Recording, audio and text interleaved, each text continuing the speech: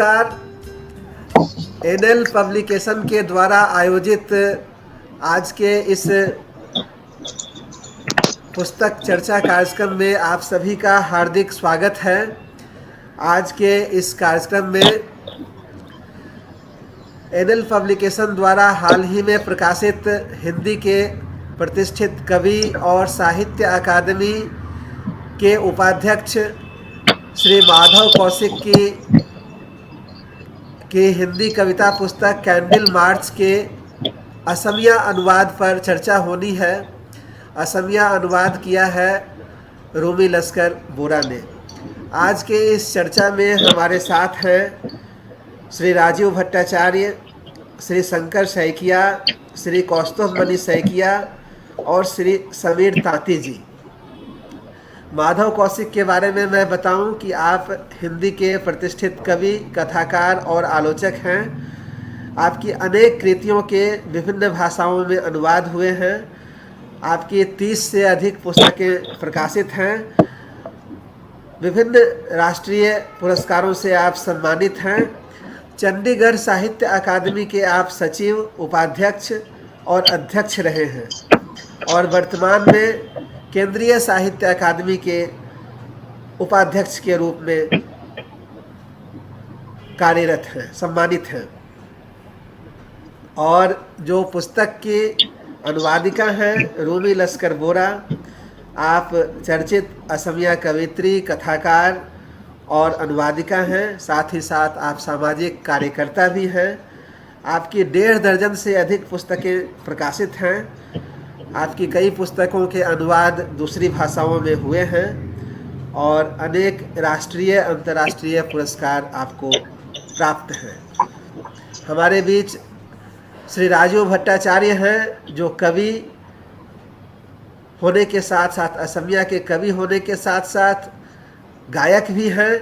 आपके 3 कविता संग्रह और गीतों के 4 एल्बम प्रकाशित हैं। हमारे बीच हैं श्री शंकर सैकिया जी, जो प्रधानाध्यापक रहे हैं और कविता, कहानी, आलोचना लिखते रहे हैं। अनेक पुस्तकों का आपने संपादन किया है। आपकी 15 पुस्तकें प्रकाशित हैं। हमारे साथ हैं श्री कौस्तुभ मणि सैकिया जी। कौस्तुभ मणि सैकिया जी असमिया के प्रतिष्ठित कवि, गीतकार, कहानीकार और उपन्यासकार हैं। आपकी 1 दर्जन से अधिक पुस्तकें प्रकाशित हैं। हमारे साथ हैं श्री समीर तांती जी, जो असमिया के प्रतिष्ठित कवि, आलोचक और अनुवादक हैं। आपकी 20 से अधिक पुस्तकें प्रकाशित हैं और कई पुरस्कार, सम्मान भी आपको प्राप्त हैं। तो आज के इस कार्यक्रम की शुरुआत करते हैं।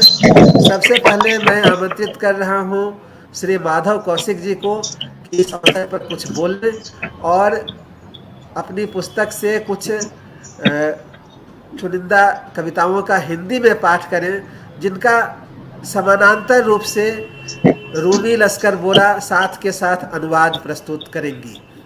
तो श्री माधव कौशिक जी। धन्यवाद देवेंद्र देवेश जी। मित्रों, सबसे पहले तो मैं इस आयोजन में सम्मिलित सभी विद्वानों का हार्दिक अभिवादन, अभिनंदन करता हूं। देवेश जी के साथ जो राजीव भट्टाचार्य जी हैं, शंकर सैकिया जी हैं, कौस्तुभ सैकिया जी हैं और सबसे अधिक मैं धन्यवाद देना चाहूंगा मेरी अनुवादिका रूमी लश्कर बोरा जी को, जिन्होंने इस पुस्तक का बड़े मनोयोग से अनुवाद किया है। इस किताब के अंग्रेजी में, पंजाबी में, उर्दू में और उड़िया में अनुवाद हो चुके हैं। लेकिन जिसने भी रूमी लश्कर का ये अनुवाद पढ़ा है, जिन मित्रों ने भी, जो असम के लेखक हैं, उन सब ने इसकी बड़ी सराहना की है। कहते हैं कि कविता का अनुवाद दुनिया में सबसे मुश्किल अनुवाद है।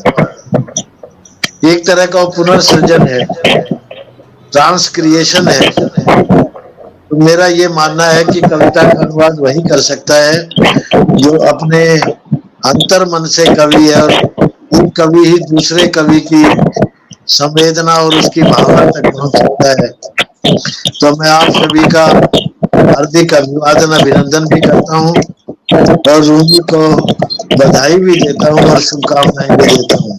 मैं अपनी कविता पहले हिंदी में पढ़ूंगा और उसी कविता का अनुवाद रूमी आपको असमी में सुनाएगी। सबसे पहले पहली कविता कैंडल मार्च, इसी कविता के नाम पे इस संग्रह का नाम भी है। मैं उसे पढ़ के सुना रहा हूँ।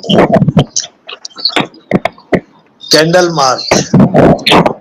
मोमबत्तियां हाथ में लेकर चला है आज फिर मासूम बच्चों का हजूम।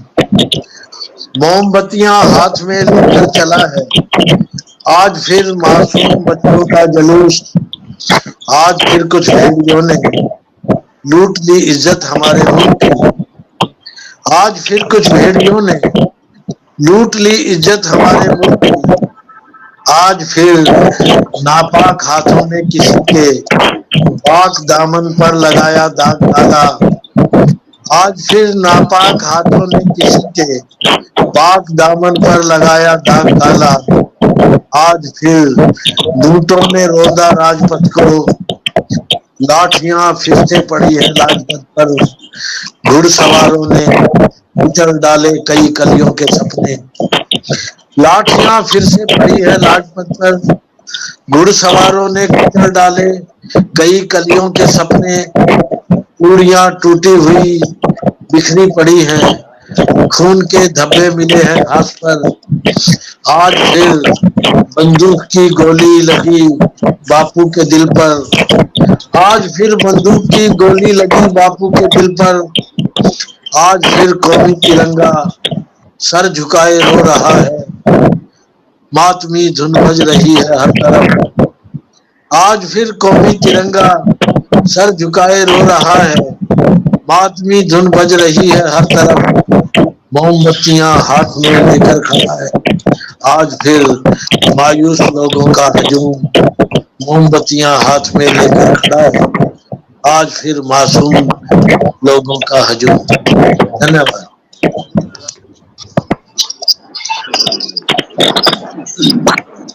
रूमी जी, आप अब इस कविता का असमी अनुवाद प्रस्तुत करें। ओके सर, बहुत बहुत धन्यवाद ज्ञापन करती हूँ, आपसे आभारी हूँ मैं। सम्मान को मेरा नमस्कार ज्ञापन करते हुए मैं आपका कैंडल मार्च अभी पढ़ने जा रहा हूँ असमिया में। कैंডেল মাৰ্চ। হাতত লৈ গৈছে মমৰ শিখাবোৰ। আজি আকৌ ফুলকুমলীয়া শিশুৰ ভিৰ। আজি আকৌ কিছুমান কুকুৰ নেচিয়াই আমাৰ দেশৰ ইজ্জত চুৰ কৰি নিলে। আকৌ আজি অপবিত্ৰ হাতবোৰে কাৰোবাৰ পবিত্ৰ আচলত লগালে ক'লা দাগ। আকৌ আজি ৰাজপথত বুটজোতাৰ গিৰিপ গাৰাপ। লাঠি পৰিছে পুনৰ লাজপতৰ ওপৰত। ঘোঁৰা দৌৰাই থকাবোৰে নিঃশেষ কৰি দিলে চুপহিবোৰৰ ওঠৰ স্বপ্ন। ভাগি যোৱা খাৰুবোৰৰ টুকুৰাবোৰ য'তে ত'তে। তেজৰ চেকুৰা ঘাঁহত। পুনৰ আজি বন্দুকৰ গুলী লাগিছে বাপুৰ বুকুত। আজি আকৌ তিনিবৰণীয়া কাপোৰখনে নতশিৰে উচুপিছে। চাৰিওফালে বাজিছে মৃত্যুৰ কৰুণ সুৰ। পুনৰ আজি মমৰ শিখাবোৰ হাতত লৈ থিয় হৈ আছে দুখী মানুহবোৰ। পুনৰ আজি মমৰ শিখাবোৰ হাতত লৈ থিয় হৈ আছে দুখী মানুহবোৰ।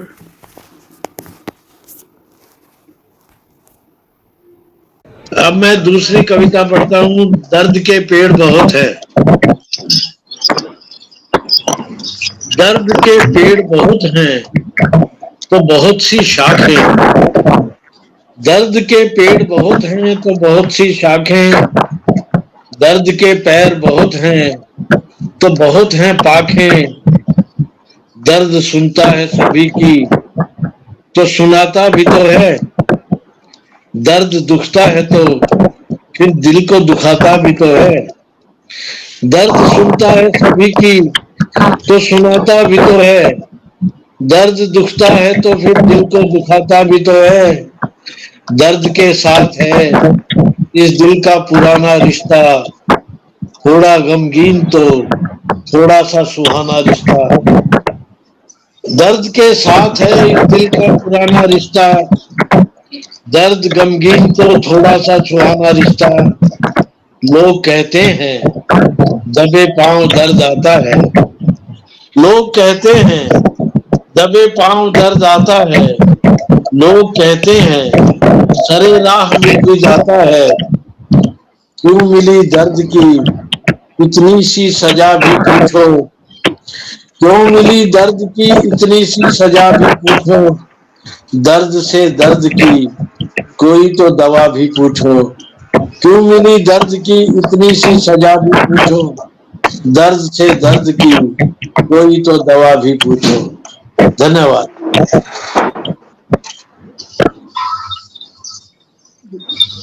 अब रूमी जी। धन्यवाद सर। हाँ सर, मैं इसका असमीज रूपांतर सुनाने जा रही हूँ अभी। যন্ত্ৰণাৰ বৃক্ষ, যন্ত্ৰণাৰ বহুত বৃক্ষ, বহুত শাখা, যন্ত্ৰণাৰ বহুত ভৰি, বহুত তাৰ পাখি। সকলোকে শুনাই থাকে যন্ত্ৰণাই, শুনায়েই থাকে, শুনায়েই থাকে। যন্ত্ৰণাৰ বেদনা আকৌ কলিজাকেইটো দিয়ে পীৰা। দুখৰ সৈতে এই হৃদয়ৰ পুৰণি সম্পৰ্ক,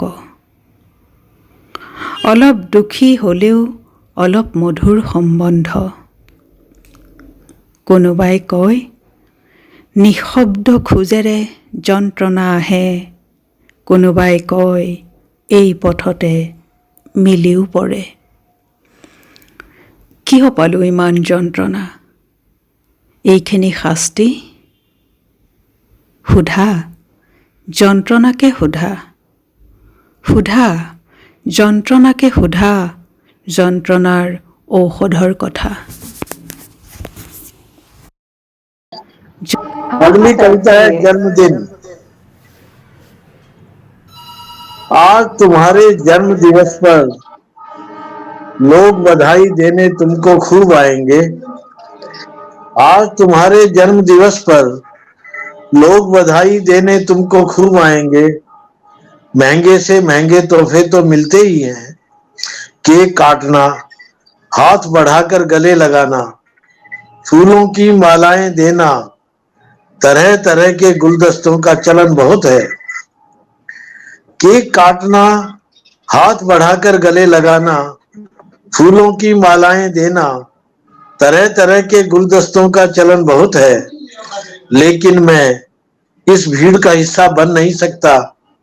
मेरे पास तुम्हें देने की खातिर ऐसा कुछ भी नहीं है। वैसे भी दुनियावी चीजें एक रात के बाद कहाँ जिंदा रहती हैं। वैसे भी दुनियावी चीजें एक रात के बाद कहाँ जिंदा रहती हैं। कहाँ कोई गुलदस्ता कायम रह सकता है कुछ घंटों तक। चीजों की भी चमक वक्त के साथ साथ छूटने लगती है। कहाँ कोई गुलदस्ता कायम रह सकता है कुछ घंटों तक। चीजों की भी चमक वक्त के साथ साथ छूटने लगती है। कुछ पल में सारा कोलाहल सन्नाटे में खो जाता हूँ। कुछ पल में सारा कोलाहल सन्नाटे में खो जाता है। मन के अंदर का खालीपन, सिर्फ दिखावा और छलावा, केवल यही शेष रहता है। कुछ पल में सारा कोलाहल सन्नाटे में खो जाता है। मन के अंदर का खालीपन, सिर्फ दिखावा और छलावा, केवल यही शेष रहता है। ऐसे में मैं अपनी कविता के सारे सतरंगे साए, भावों के आकाश कुसुम और सपनों की सब सीमाएं सौंप रहा हूं मैं तुम्हें, तुम्हारी ही आंखों के नीले अंबर, ऐसे में मैं अपनी कविता के सारे सतरंगे साए, भावों के आकाश कुसुम और सपनों की सब सीमाएं सौंप रहा हूं तुम्हें, तुम्हारी ही आंखों के नीले अंबर, सौंप रहा हूं तुम्हें, तुम्हारे ही यौवन की कंचन काया। आज तुम्हारे जन्म दिवस पर अपना अगला जन्म तुम्हें अर्पित करता हूं। आज तुम्हारे जन्म दिवस पर अपना अगला जन्म तुम्हें अर्पित करता हूं। জন্মদিন। আজি তোমাৰ জন্মদিনত বহু লোকে শুভেচ্ছা দিবলৈ আহিব। আজি তোমাৰ জন্মদিনত বহু লোকে শুভেচ্ছা দিবলৈ আহিব। দামীতকৈও দামী উপহাৰটো পাবাই। কেক কটা, হাত মেলি আলিংগন কৰা, ফুলৰ মালা দিয়া, বিভিন্ন ধৰণৰ ফুলৰ থোপাৰে ভৰি পৰিব। কিন্তু মই এই ভিৰত অংশ ল'ব নোৱাৰোঁ। মোৰ হাতত তোমাক দিবলৈ একোৱেই নাই। মোৰ হাতত তোমাক দিবলৈ একোৱেই নাই। এনেও জগতৰ এই কথাবোৰ এটা নিশাৰ পিছত ক'তনো জীয়াই থাকে। কোনো ফুলৰ সুশোভিত থোপা ক'তনো কেইঘণ্টামানৰ বাদে জীয়াই থাকে। সম্পদৰ উজ্জ্বলতা সময়ৰ লগে লগে স্তিমিত হ'বলৈ ধৰে। কেইটামান মুহূৰ্ততে এই উখল মাখল নীৰৱতাৰ মাজত হেৰাই যায়।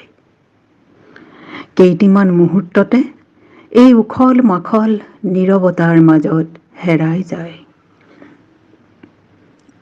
মনৰ ভিতৰৰ শূন্যতা কেৱল দেখুৱাবলৈ আৰু চলিবলৈ অৱশেষত এই শেষ হৈ ৰয়।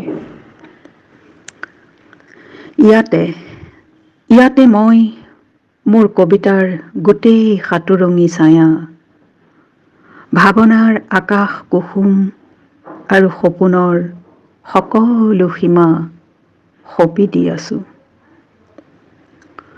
অৰ্পণ কৰি আছো তোমাক তোমাৰ এই নয়নৰ নীলা আকাশ, সঁপি দি আছো তোমাক তোমাৰ এই যৌৱনৰ সোণৰ শৰীৰ।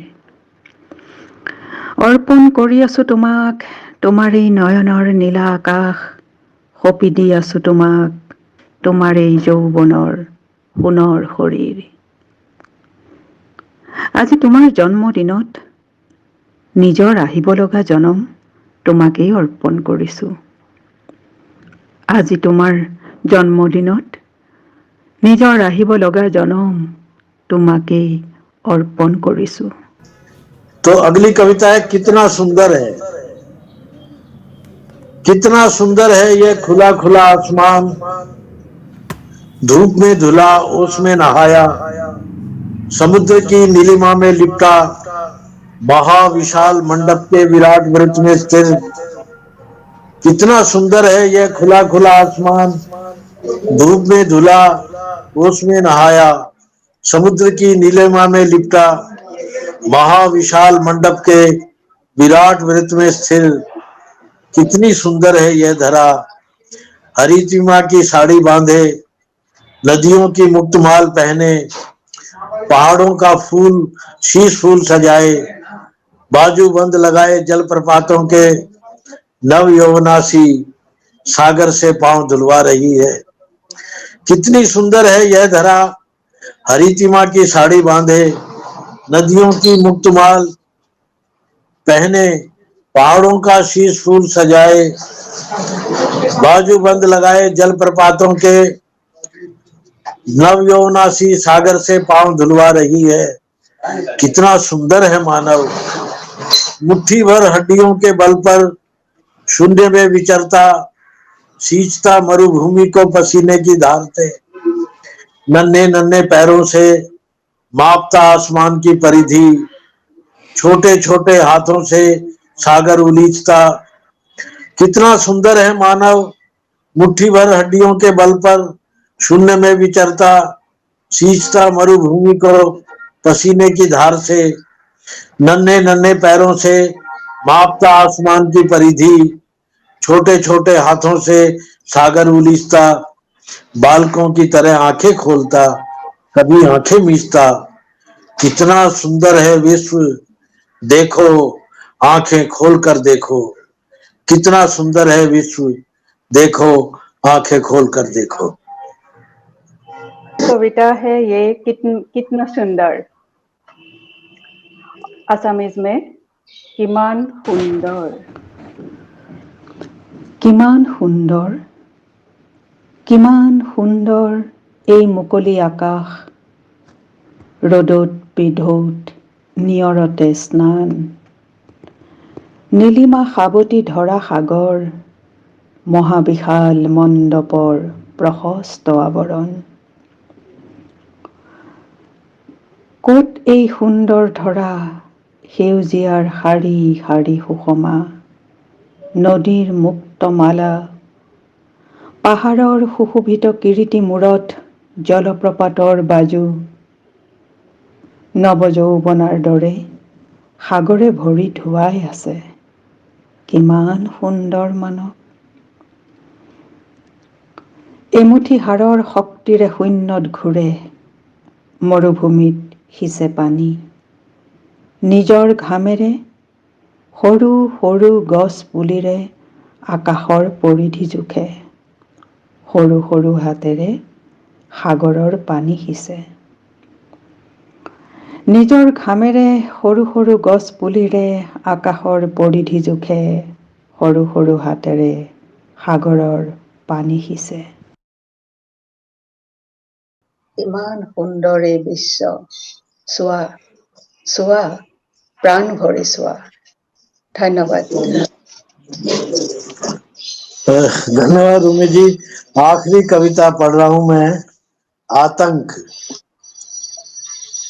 गोली सी चीखती बख्तरबंद गाड़ियां, गोली सी चीखती बख्तरबंद गाड़ियां, भारी भरकम फौजी बूटों की आवाजें, चमचमाती संगीनों, निशाना साध कर लगाई गई बंदूकों, चंद बैरकों और भयावह टैंकों के बावजूद कितने असुरक्षित महसूस करते हैं हम।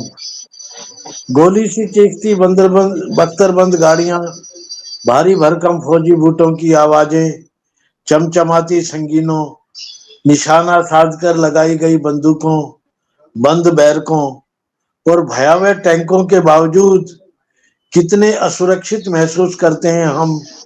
और हमारा शहर सूखे पत्ते सा कांपता है, लड़खड़ाते हैं मुंडेरों पर बैठे स्वप्न, मुर्दा सन्नाटा जब भी टूटता है, आकाश की ओर मुंह करके रोता हुआ कुत्ता सुनाई देता है। मुर्दा सन्नाटा जब भी टूटता है, आकाश की ओर मुंह करके रोता हुआ कुत्ता सुनाई देता है। कितना भयानक है यह दृश्य, कितने असुरक्षित हैं हम। कितना भयानक है यह दृश्य, कितने असुरक्षित हैं हम। रूमी जी।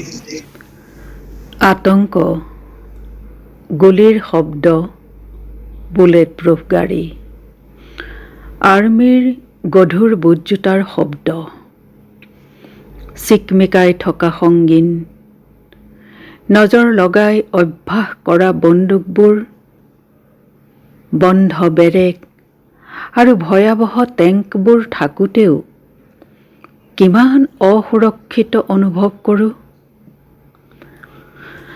আৰু আমাৰ চহৰ শুকান পাতৰ দৰে কপে, লৰি থাকে টপা মূৰত বহি থকা স্বপ্ন।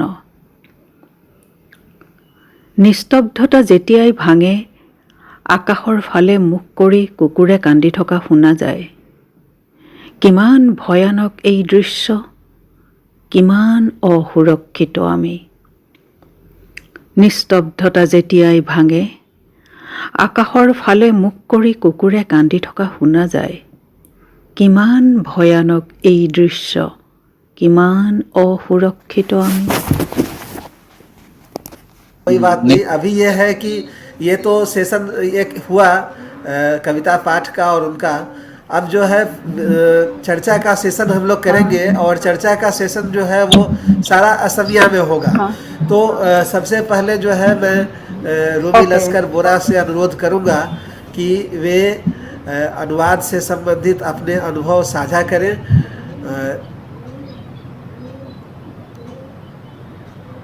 रूबी लश्कर बोरा जी। ओके, ধন্যবাদ দেৱেশজী।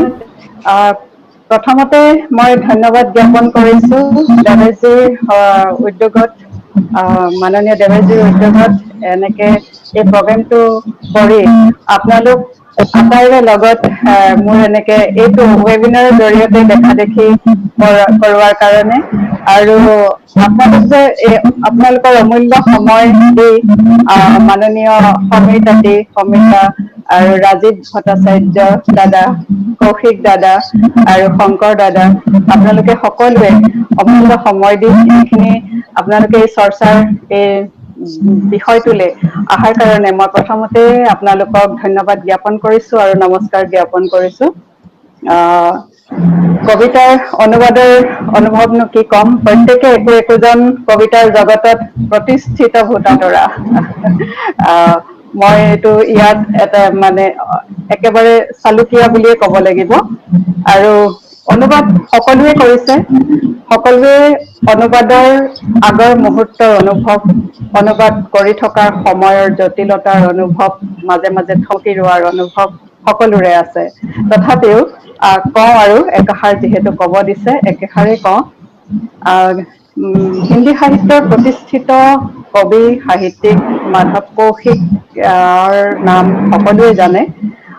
তেখেতৰ ইতিমধ্যে কেইবাখনো গ্ৰন্থ বহুত অসমীয়াকে ধৰি বহুত ভাষালৈ অনুবাদ হৈছে, আৰু ময়ো জানি আহি আছিলো। তাৰপিছতে অলপ কেতিয়াবা মোক প্ৰথম অৱশ্যে অনুবাদ সাহিত্যৰ জগতলৈ প্ৰথমতে অনুৱাৰ মূল ব্যক্তি এজন আৰত সমীৰদাৰ হয়তো মনত নাই, কবি সমীৰ তাঁতী আছিলে। সমীৰদাই মোক প্ৰথম গল্প এটা অনুবাদ কৰিবলৈ দিছিলে, সেইটো আছিলে বাংলাৰ পৰা অসমীয়ালৈ অনুবাদ। সেইটো আছিলে দেশ বিভাজনেৰ গল্প। কৰিছিলো, সমীৰদাই বহুত মোক প্ৰেৰিত কৰিছিলে যে ভাল অনুবাদ কৰিছা, ভালকে কৰিব পাৰিবা। আৰু তেতিয়াৰ পৰাই মোৰ মূৰত এটা কথা লাগি আহিছিলে, কিন্তু অনুবাদ কৰিবলৈ আচলতে ভয় কৰিছিলো। কাৰণ মই বহুত প্ৰতিষ্ঠিত অনুবাদকৰ লগত যেতিয়া কথা পাতিছিলো তেতিয়া কৈছিলে যে অনুবাদটো এটা এনেকুৱা সাংঘাতিক কলা, যি এটা ভাষাৰ পৰা এটা ভাষালৈ অনুবাদ কৰিবলৈ যাওঁতে তাত সেই ভাষাটোৰ ফ্লেভাৰটো আহিব নালাগিব, নিজৰ যিটো ভাষালৈ অনুবাদ কৰা যায় সেই ফ্লেভাৰটো থাকিব লাগিব, তেতিয়াহে অনুবাদ কৃতকাৰ্য হয়।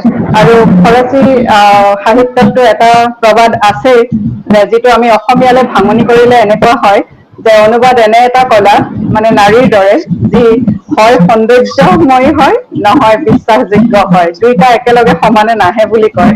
সেইবিলাক কথা মনত পৰিলেও ভয় লাগে, তথাপিও সাহস কৰিছিলো।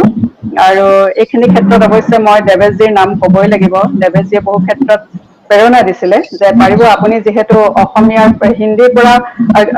পৰা হিন্দীলৈ অনুবাদ কৰিছে, এইটোৰ ফলাফলো আপোনালোকে পাব। অসমীয়াৰ পৰা হিন্দীলৈ অনুবাদ কৰিছে, তো হিন্দীৰ পৰা অসমীয়ালৈ কেলে কৰিব নোৱাৰিব, কৰক আপুনি। তাৰপিছতে মই অনুবাদ মাধৱ কৌশিকদেৱৰ কবিতাখিনি ললো, আৰু সেই কবিতাবিলাক হিন্দী সাহিত্যততো বহুতো এনেকে উৰ্দু পাৰ্চী বহুত শব্দ সোমাইছে, আপোনালোকে জানে। কেতিয়াবা কিছুমান শব্দৰ অৰ্থ বিচাৰি পোৱা নাযায়, কেতিয়াবা কিছুমান অসমীয়া জানিও অসমীয়াটো থমকি ৰওঁ যে কি শব্দ দিলেনো ভাল লাগিব।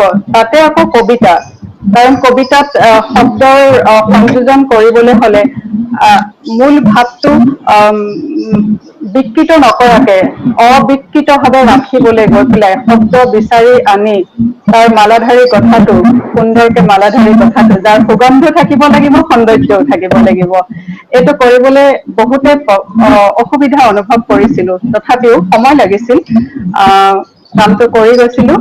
আৰু কি হয় নহয় এতিয়া মই ভাবিলে বুকুখন ধপ ধপাই থাকে। আপোনালোকে বা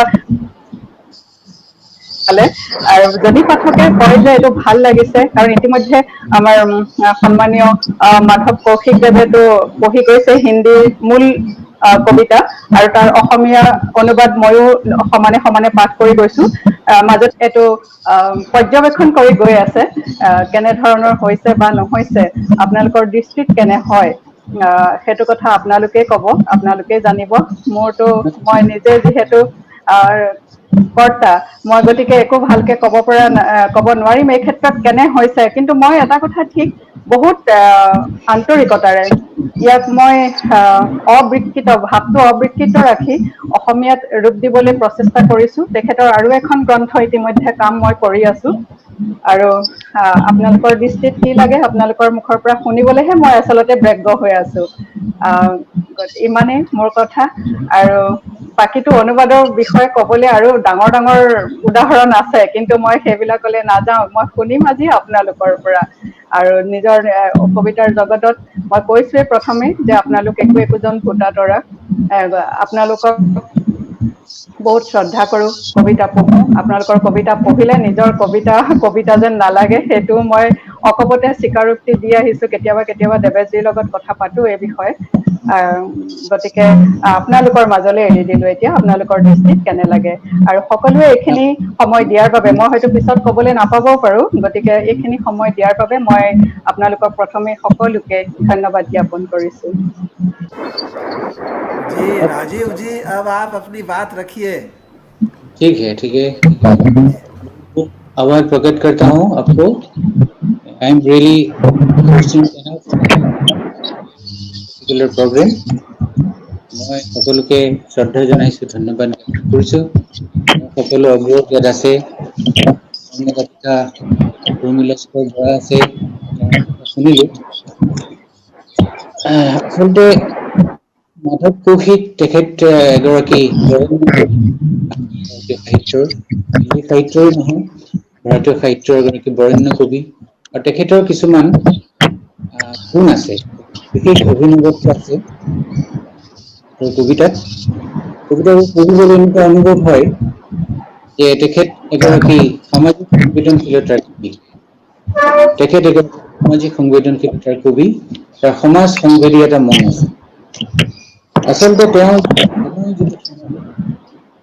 ধৰক স্বাধীনোত্তৰ সময়ৰ পৰা অৰ্থনৈতিক সাংস্কৃতিক যি পৰিৱৰ্তন আমাৰ আহিছে, এই বিশ্বায়নৰ মাজতে তাৰ বিশ্বায়নৰ এটা অভিঘাত হিচাপে আহিছে আমাৰ কনজুমাৰিজম যিটো কালচাৰ, কনজুমাৰিষ্ট কালচাৰ, এই গোটেই প্ৰপঞ্চটো তেওঁ গভীৰভাৱে পৰ্যবেক্ষণ কৰিছে, অধ্যয়ন কৰিছে, আৰু তাৰ এটা সাৰস্বৰূপ তেওঁ নিজে উপলব্ধি কৰিছে। গতিকে এই কথাটো এটা তেওঁ মানুহে যদিও প্ৰেমৰ কথা আছে, তেওঁ মানুহৰ কথা কিন্তু তাত আছে। আচলতে তেখেতৰ যি ব্যক্তি সত্তা, সামাজিক সত্তা আৰু আত্মিক সত্তা, এই সত্তা একাকাৰ হৈ গৈছে। ফলত তেওঁৰ কবিতালৈ সাধাৰণ মানুহৰ যন্ত্ৰণাৰ যিটো আৰ্তি বা যন্ত্ৰণাৰ যিটো সুৰ, সেই সুৰটো তেওঁৰ কবিতাৰ স্বৰলিপি। গতিকে তেওঁ এই কথাটো এটা অতি দৰকাৰী কথা, আৰু বিশেষ গুণ তেওঁ ল'ব পাৰিছে। আৰু এই যে আমাৰ মানুহৰ যিটো পৰিৱৰ্তন, আপুনি ক'ব পাৰে যে মানৱতাৰ ভুল উন্ঠিত মানৱতাৰ হৈছে, তেনেকুৱা মানুহৰ প্ৰমূল্যৰ যিটো অৱক্ষ হৈছে, সেই কথাটো তেওঁ গভীৰভাৱে অধ্যয়ন কৰিছে, মন কৰিছে, পৰ্যবেক্ষণ কৰিছে। অকল পৰ্যবেক্ষণ কৰাই নহয়, তেওঁ এটা আনুভূতিক শিক্ষাও তাৰ পৰা লৈছে। ফলত তেওঁৰ কবিতাৰে খুব সহজ সৰলভাৱে এই সাধাৰণ মানুহখিনিৰ কথা আহিছে, সমাজৰ প্ৰেক্ষাপট আহিছে, সমাজ বাস্তৱ আহিছে তেওঁৰ কবিতালৈ। গতিকে এটা অনন্য সুন্দৰ, গতিকে মই ভাবো যে তেওঁ এইটো এটা ডাঙৰ অভিনৱত্ব। সেইকাৰণে তেওঁ আমাৰ ভাৰতীয় সাহিত্যৰ এগৰাকী এতিয়া অনুবাদৰ কথাটো মই ক'ব খুজিছো যে অনুবাদ খুব ভাল হৈছে, অনিল লস্কৰ বৰাৰ অনুবাদ। আচলতে অনুবাদ, তেখেতে কৈছে যে অনুবাদকৰ আচলতে যিটো সৃজন, মনন আৰু চিন্তন, এই যিটো পৰ্যায়, এই মূল যিজন লেখক তেওঁৰ লগত একেলগে মিলি যাব লাগিব। তেওঁ যিমানেই সংবেদনশীল মূল লেখকজন সমানেই সংবেদনশীল হোৱাটো প্ৰয়োজন। আৰু তাৰ লগতে আৰু বহুত আনুষংগিক কথা আছে।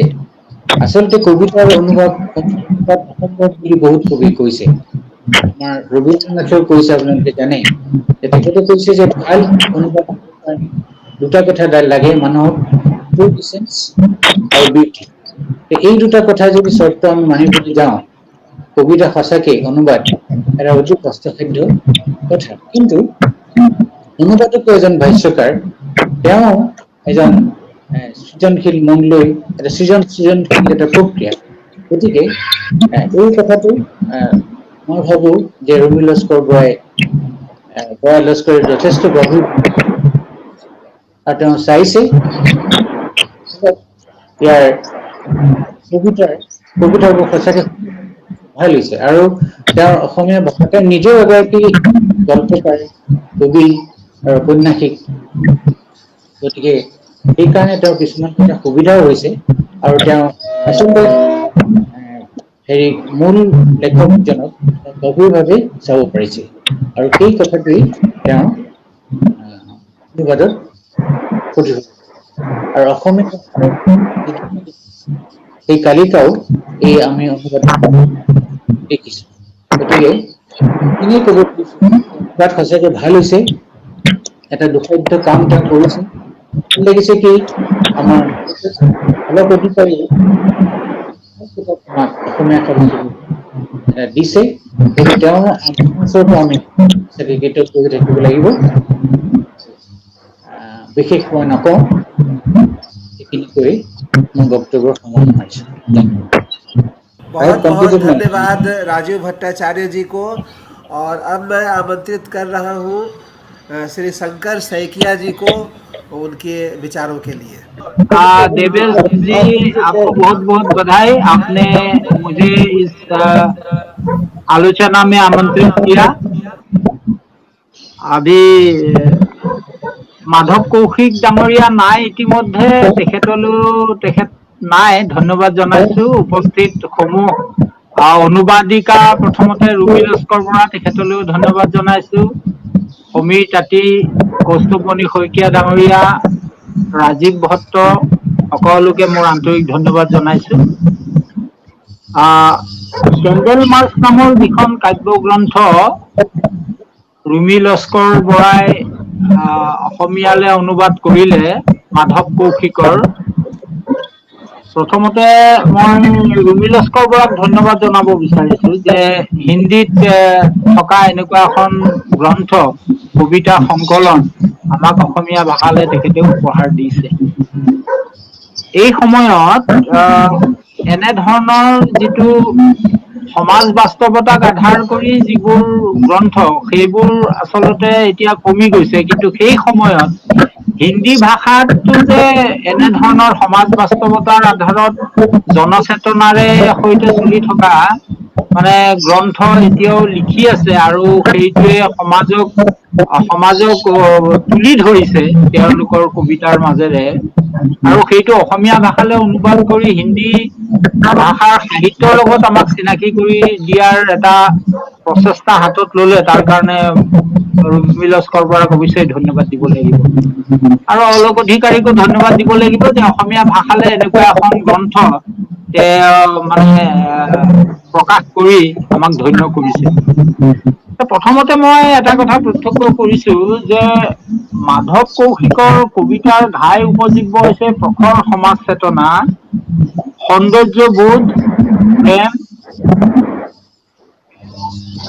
আৰু ঐতিহ্য প্ৰীতিও আছে তেখেতৰ। ঐতিহ্য প্ৰীতিৰ লগতে কঠিন বাস্তৱে কেনেদৰে ঐতিহ্যটো ভাঙি পেলাইছে, সেই কথাবোৰো তেওঁৰ কবিতাত কিন্তু উল্লেখ কৰা আছে। সমাজৰ বঞ্চিত, অৱহেলিত, শোষিত মানুহৰ বিপৰ্যস্ত জীৱন তথা ক্ষয়িষ্ণু সমাজ ব্যৱস্থা, অস্থিৰ ৰাষ্ট্ৰ ব্যৱস্থা, মানৱতাৰ অৱনমন যিবোৰ হৈছে, মাধৱ কৌশিকে তেখেতৰ সংবেদনশীল মনেৰে তেখেতৰ কবিতাৰ মাজেৰে গোটেইখিনি কথা তেখেতে ফুটাই তুলিছে। আৰু তেখেতৰ কবিতাৰ আটাইতকে এটা উজ্জ্বল দিশ হৈছে যে আশা। তেখেতৰ কবিতাত আশাবাদটো আমি দেখা পাইছো।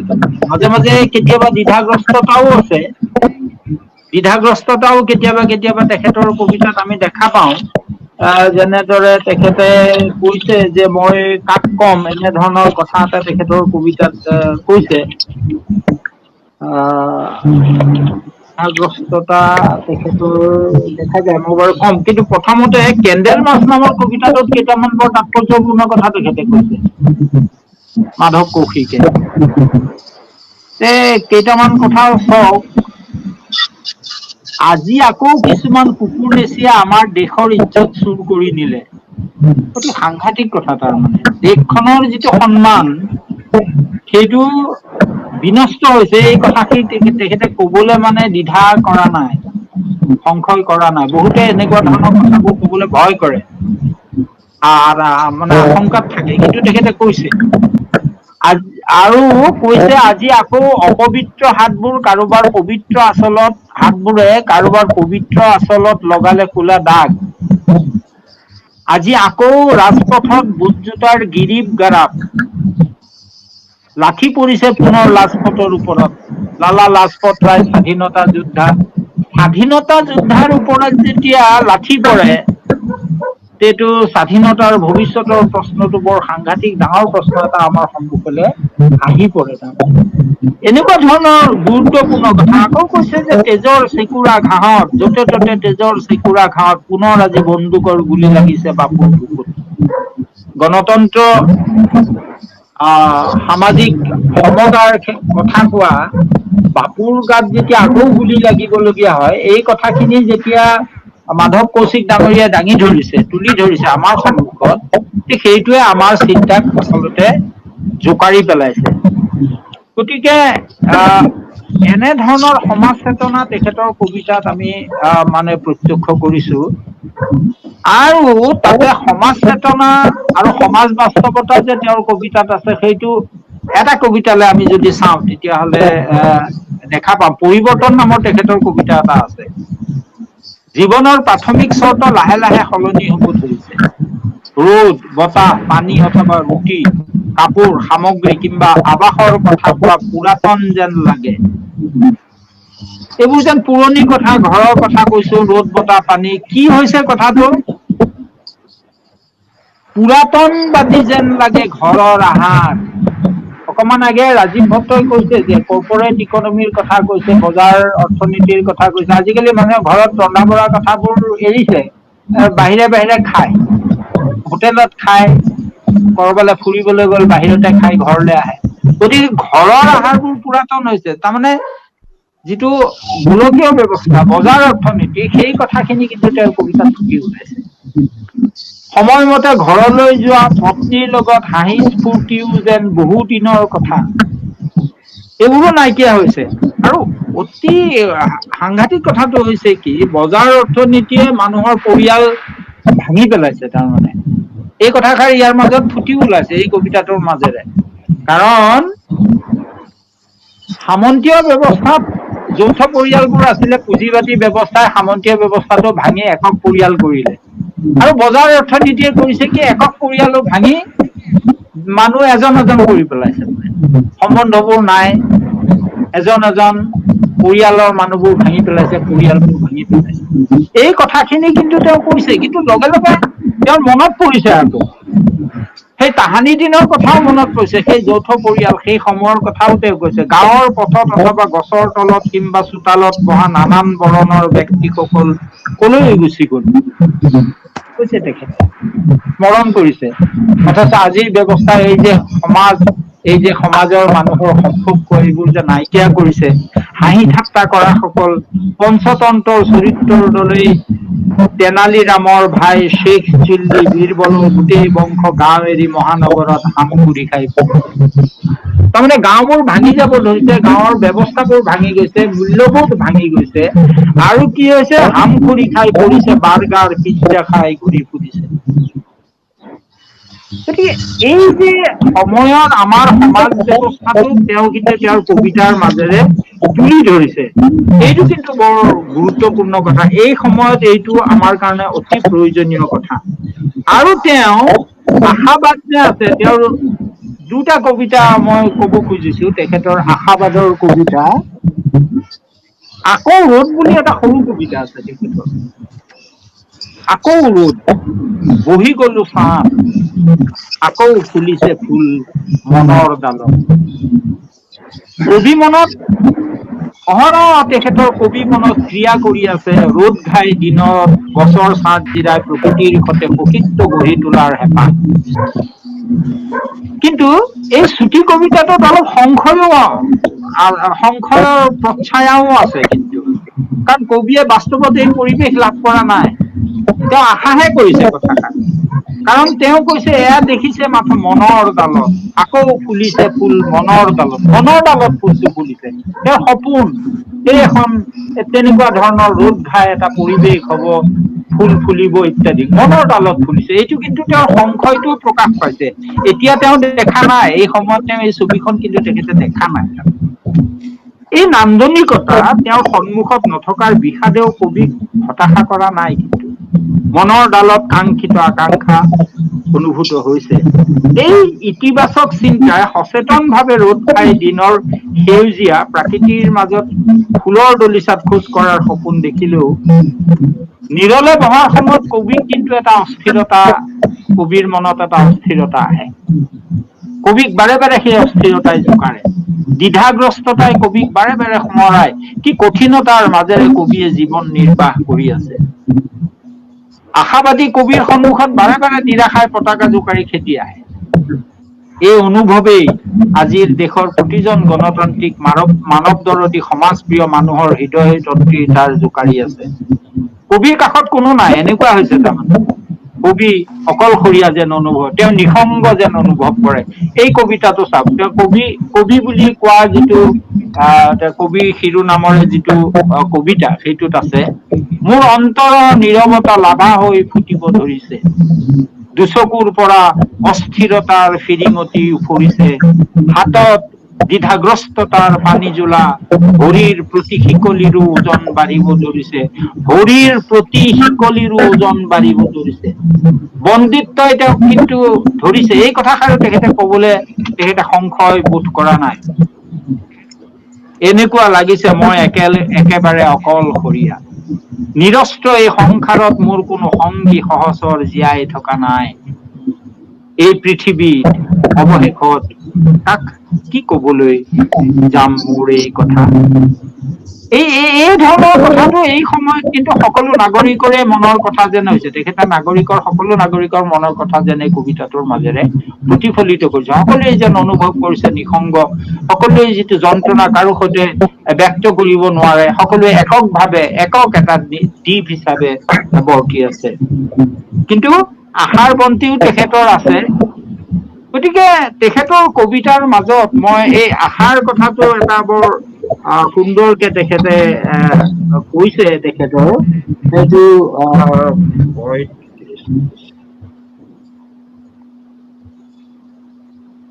মিছা আশা বুলি নামৰ শিৰোনামৰ এটা কবিতাত তেওঁ কৈছে, এই আশালৈয়ে আমি বহি থাকো গোটেই জীৱন, কৰবাৰ পৰা হলেও এধানি পোহৰ আমাৰ ঘৰলৈ আহিব, কৰবাৰ পৰা হলেও কিবা পৰিৱৰ্তনে মোৰ মন আচ্ছাদিত কৰিব, কৰবাৰ পৰাতো কোনো সূৰ্য মোৰ হৃদয়ত উদিত হব, কৰবাৰ পৰা হলেও কোনো চন্দ্ৰই আন্ধাৰ নিশা সলনি কৰিব, কৰবাৰ পৰাতো এনে কোনো দেৱতা ঘৰলৈ আহিব, আমাৰ বেদনাৰ পাথৰক পলকতে আঁতৰাব। এনে আশাৰ ভৰসাতেই বহি থাকো আমি সমস্ত জীৱন। এই আশাবাদৰ কবিতাৰ যিটো ধাৰা মাধৱ কৌশিক ডাঙৰীয়াই আমাক দিছে, মই ভাবো তেখেত আচলতে ধন্যবাদৰ পাত্ৰ। আৰু ৰুমি লস্কৰ বৰাকো আমি ধন্যবাদ জনাবই লাগিব। এনেকুৱা এটা আমি নিজেই অলপ নিসংগতাত ভুগো, কেতিয়াবা আমি হতাশ হওঁ, কিন্তু এই আশাবাদে আমাক আকৌ উজ্জীৱিত কৰিব এনেকুৱা ধৰণৰ কবিতাই।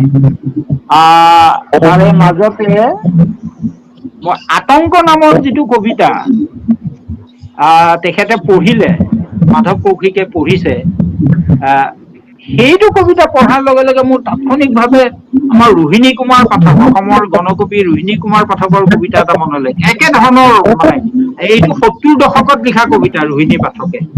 মাধৱ কৌশিকে হয়তো এতিয়া লিখিছে, শেষৰ এই দশকত। কি সাংঘাতিক মিল, আপুনি চাব কথাবোৰ। তাৰমানে 70ৰ দশকৰ ব্যৱস্থাটো আজিও বৰ্তি আছে, এইটো বৰ আমাৰ দেশত, এইটো সাংঘাতিক কথা। মই ৰোহিণী পাঠকৰ কবিতাটো মই অকমান গাই দিছো, আপোনালোকে বুজি পাব, আমাৰ বাকী সকলে পঢ়িছে। তথাপিও কথাষাৰৰ প্ৰাসংগিকতাৰ কাৰণে মই এই কবিতাটো পঢ়ি দিব বিচাৰিছো অকমান। মহানগৰৰ কাব্য কবিতাটোৰ নাম। দেৱকান্ত বৰুৱাৰ কবিতাৰ এটা উদ্ধৃতি দিছিলে, মাজনিশা সাৰ পাই শুনিছানে কেতিয়াবা কেতেকীৰ হিয়া ভগা মাত। এইটো উদ্ধৃতি। ৰোহিণী কুমাৰ পাঠকে কবিতাটো লিখিছে। নাই নাই শুনা, শুনা নাই কেতিয়াও কলম পাৰৰ কবি। উদুলি মুদুলি অন্ধকাৰ এই মহানগৰৰ ৰাতি, ইয়াত একোকে নুশুনি। চৌদিশ ছিন্ন ভিন্ন, ট্ৰেফিক জাম, নিয়তিৰ কাল কুহুৰি, লোন নাই চেনি নাই, সপোনৰ বৰদৰ, চৰা দামে শুৰি লয় ৰাতিৰ চৌপাশ। কেতেকীৰ মাত ক'ত শুনি, ক'ত শুনি, ক'ত সেই শুনা পক্ষীৰ, তুমি সেই শুনা পক্ষীৰ মাত, অহৰহ গৰম খবৰ, গুলীয়া গুলী মাৰ ধৰ। এনেধৰণৰ তেওঁ 70ৰ দশকতে ৰোহিণী কুমাৰ পাঠকে কৈছিল, আৰু মাধৱ কৌশিকে এতিয়া কৈছে। তাৰ অৰ্থটো এইটোৱেই আমাৰ সন্মুখলৈ আহে যে 70ৰ দশকৰ যিটো ৰাষ্ট্ৰ ব্যৱস্থা, আজিও সেই ৰাষ্ট্ৰ ব্যৱস্থাটো বৰ্তি আছে। ই এটা ভয়ংকৰ কথা। তেওঁ এটা বৰ সাংঘাতিক কবিতা এটা তেওঁ লিখিছে, স্ৰষ্টাৰ অসহায়তা বুলি তেখেতৰ এটা কবিতা আছে। মই সেইটো কৈ সামৰিম আৰু।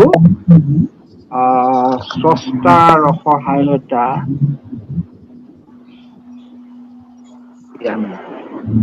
মন কৰক কবিৰ সমাজ চেতনা কিমান প্ৰখৰ। তাৰমানে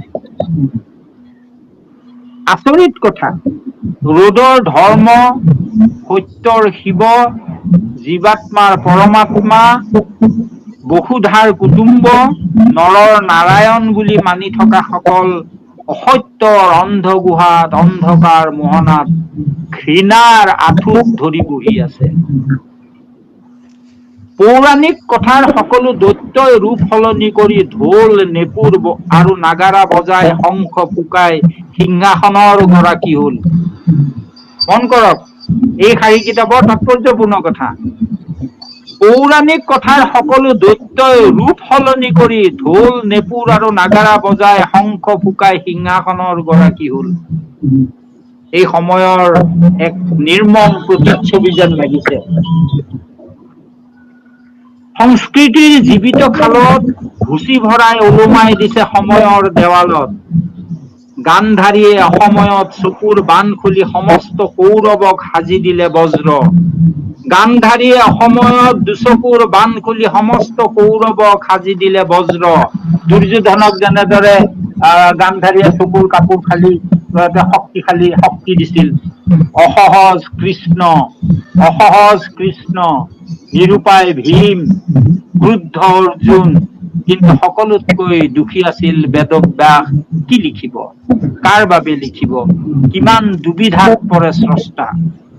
ৰুমি লস্কৰ বৰাই শুনিছানে নাই মই কব নোৱাৰো, যদি শুনিছে এইষাৰ কথা মই কব লাগিব যে ইয়াত যিটো দুবিধা, আচলতে অসমীয়াত দ্বিধা বুলি এটা শব্দ আছে। এইটো বহুতে আজিকালি হিন্দীত আৰু টিভি চিভিত কওঁতে আৰম্ভ কৰিছে, দুবিধা বুলি কয়। মই ভাবো এইটো ক্ষেত্ৰত আমি অলপ সজাগ হোৱা প্ৰয়োজন। মাধৱ কৌশিকে এই সময়ক তেওঁ প্ৰতিনিধিত্ব কৰিছে।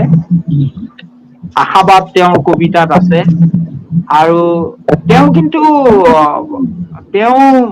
এটা কথা মই লক্ষ্য কৰিছো মাধৱ কৌশিকৰ, তেখেতে নিজে আগবাঢ়ি যোৱা বা আগবাঢ়ি অহাৰ কথাষাৰ তেখেতে নকৈ কাৰোবালে তেখেতে অপেক্ষা কৰি আছে। সাধাৰণতে আমাৰ যেনেদৰে ভাৰতীয় সংস্কৃতিতকৈ কোনোবাই আহি পেলাই এদিন এই দুৰ্যোগৰ অন্ত পেলাব, সেই ধাৰণাটো কিন্তু তেখেতৰ কবিতাত, তেখেতে শেষৰটো কবিতা কোনোবাতো আছে বুলি কবিতাটোত তেওঁ কৈছে। কোনোবাইটো শেষৰ খিনি কৈ দিছো আৰু মই সামৰিম শেষৰ পেৰেগ্ৰাফটো। কোনোবাতো আছা মহাবিনাশৰ অগ্নিকাণ্ডৰ নিৰন্তৰ প্ৰৱেশ পথত আহি পৰিবলৈ ধৰা সুকুমল ফুলৰ কুলিবোৰক হেন চৰাইৰ দৰে ওপৰতে থাপ মাৰি ধৰি ৰখা কোনোবাটো আছে। গতিকে দুস্থ সময়ক বাধা দি সুন্দৰকে এখন সুন্দৰ পৃথিৱী গঢ়াৰ সপোন কবি মাধৱ কৌশিকৰ আছে। মই এই কিতাপখন পঢ়িবলৈ পাই মোৰ বৰ ভাল লাগিছে আচলতে, আৰু তাৰ কাৰণে মই ৰুমিলক जी बहुत बहुत धन्यवाद शंकर सैकिया जी को। और अब मैं अनुरोध करूंगा श्री कौस्तुभ मणि सैकिया जी को उनके विचार के लिए। ধন্যবাদ। হিন্দীত কাব্য চৰ্চাত লৈ সমাদৃত হোৱা মাধৱ কৌশিকৰ কবিতা লেখিকা ৰুমিলত পৰাই কৰা অসমীয়া অনুবাদ কেণ্ডেল মাৰ্চ পঢ়ি ভাৱ হ'ল কেণ্ডেল মাৰ্চ সঁচাকৈ প্ৰতিবাদী কবিতাৰ অন্তঃকলিলা। মানৱতাৰ স্থলন অনিয়ম অনাচাৰৰ বিৰুদ্ধে কাব্যিক প্ৰতিবাদ কবিতাসমূহত কাব্য কৌশলতাৰে অনুৰণিত হৈছে। কবিতাসমূহ হিন্দীৰ পৰা অনুবাদৰ ক্ষেত্ৰতো ৰুমি লস্কৰ বৰাই সাৰ্থক ভূমিকা লৈছে। দুখী মানুহবোৰৰ দুখ দুৰ্গতি কেণ্ডেল মাৰ্চৰ ঘাই কথা। কবিতাবোৰৰ কথকতা সহজ সৰল, আৰবেৰ নাই, পোনপটীয়া ভাৱেৰে অথচ কাব্যিক শিৰা উপশিৰা ব্যঞ্জনা চিত্ৰকল্প সৃষ্টিৰ বিদ্বেষ সাগত কাটি পৰিমাৰ্জিত ৰূপত কবিতাবোৰ সজাই তুলিছে। ঠিক যেন সমবেত কণ্ঠস্বৰত কবিতাৰ শোভাযাত্ৰা মমবাতিৰ উদ্ভাসিত আলোকত। কেণ্ডেল মাৰ্চ কবিতাটোৰ প্ৰথমৰ শাৰী আৰু শেষৰ শাৰী দুটালৈ মন কৰক। হাতত লৈ গৈছে মমৰ শিখাবোৰ আৰু শেষৰ শাৰী দুটা মমৰ শিখাবোৰ হাতত লৈ থিয় হৈ আছে দুখী মানুহবোৰ।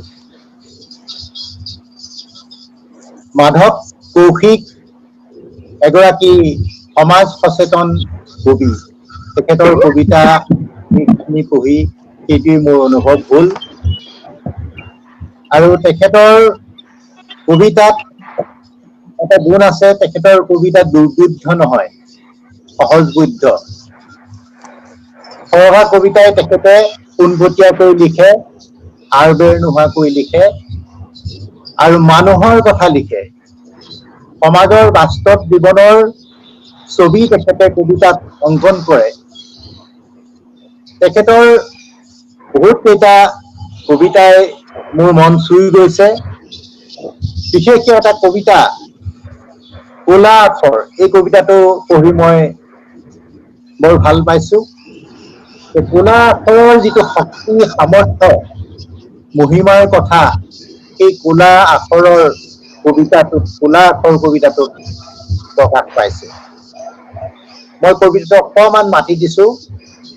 উকা কাগজে নিতেও সোঁৱৰাই দিয়ে মোৰ উজ্জ্বল হাতত লিখি যা, আঁকি যা এটা এটা ৰেখা, জীৱন যেনেকুৱা চলাব মা।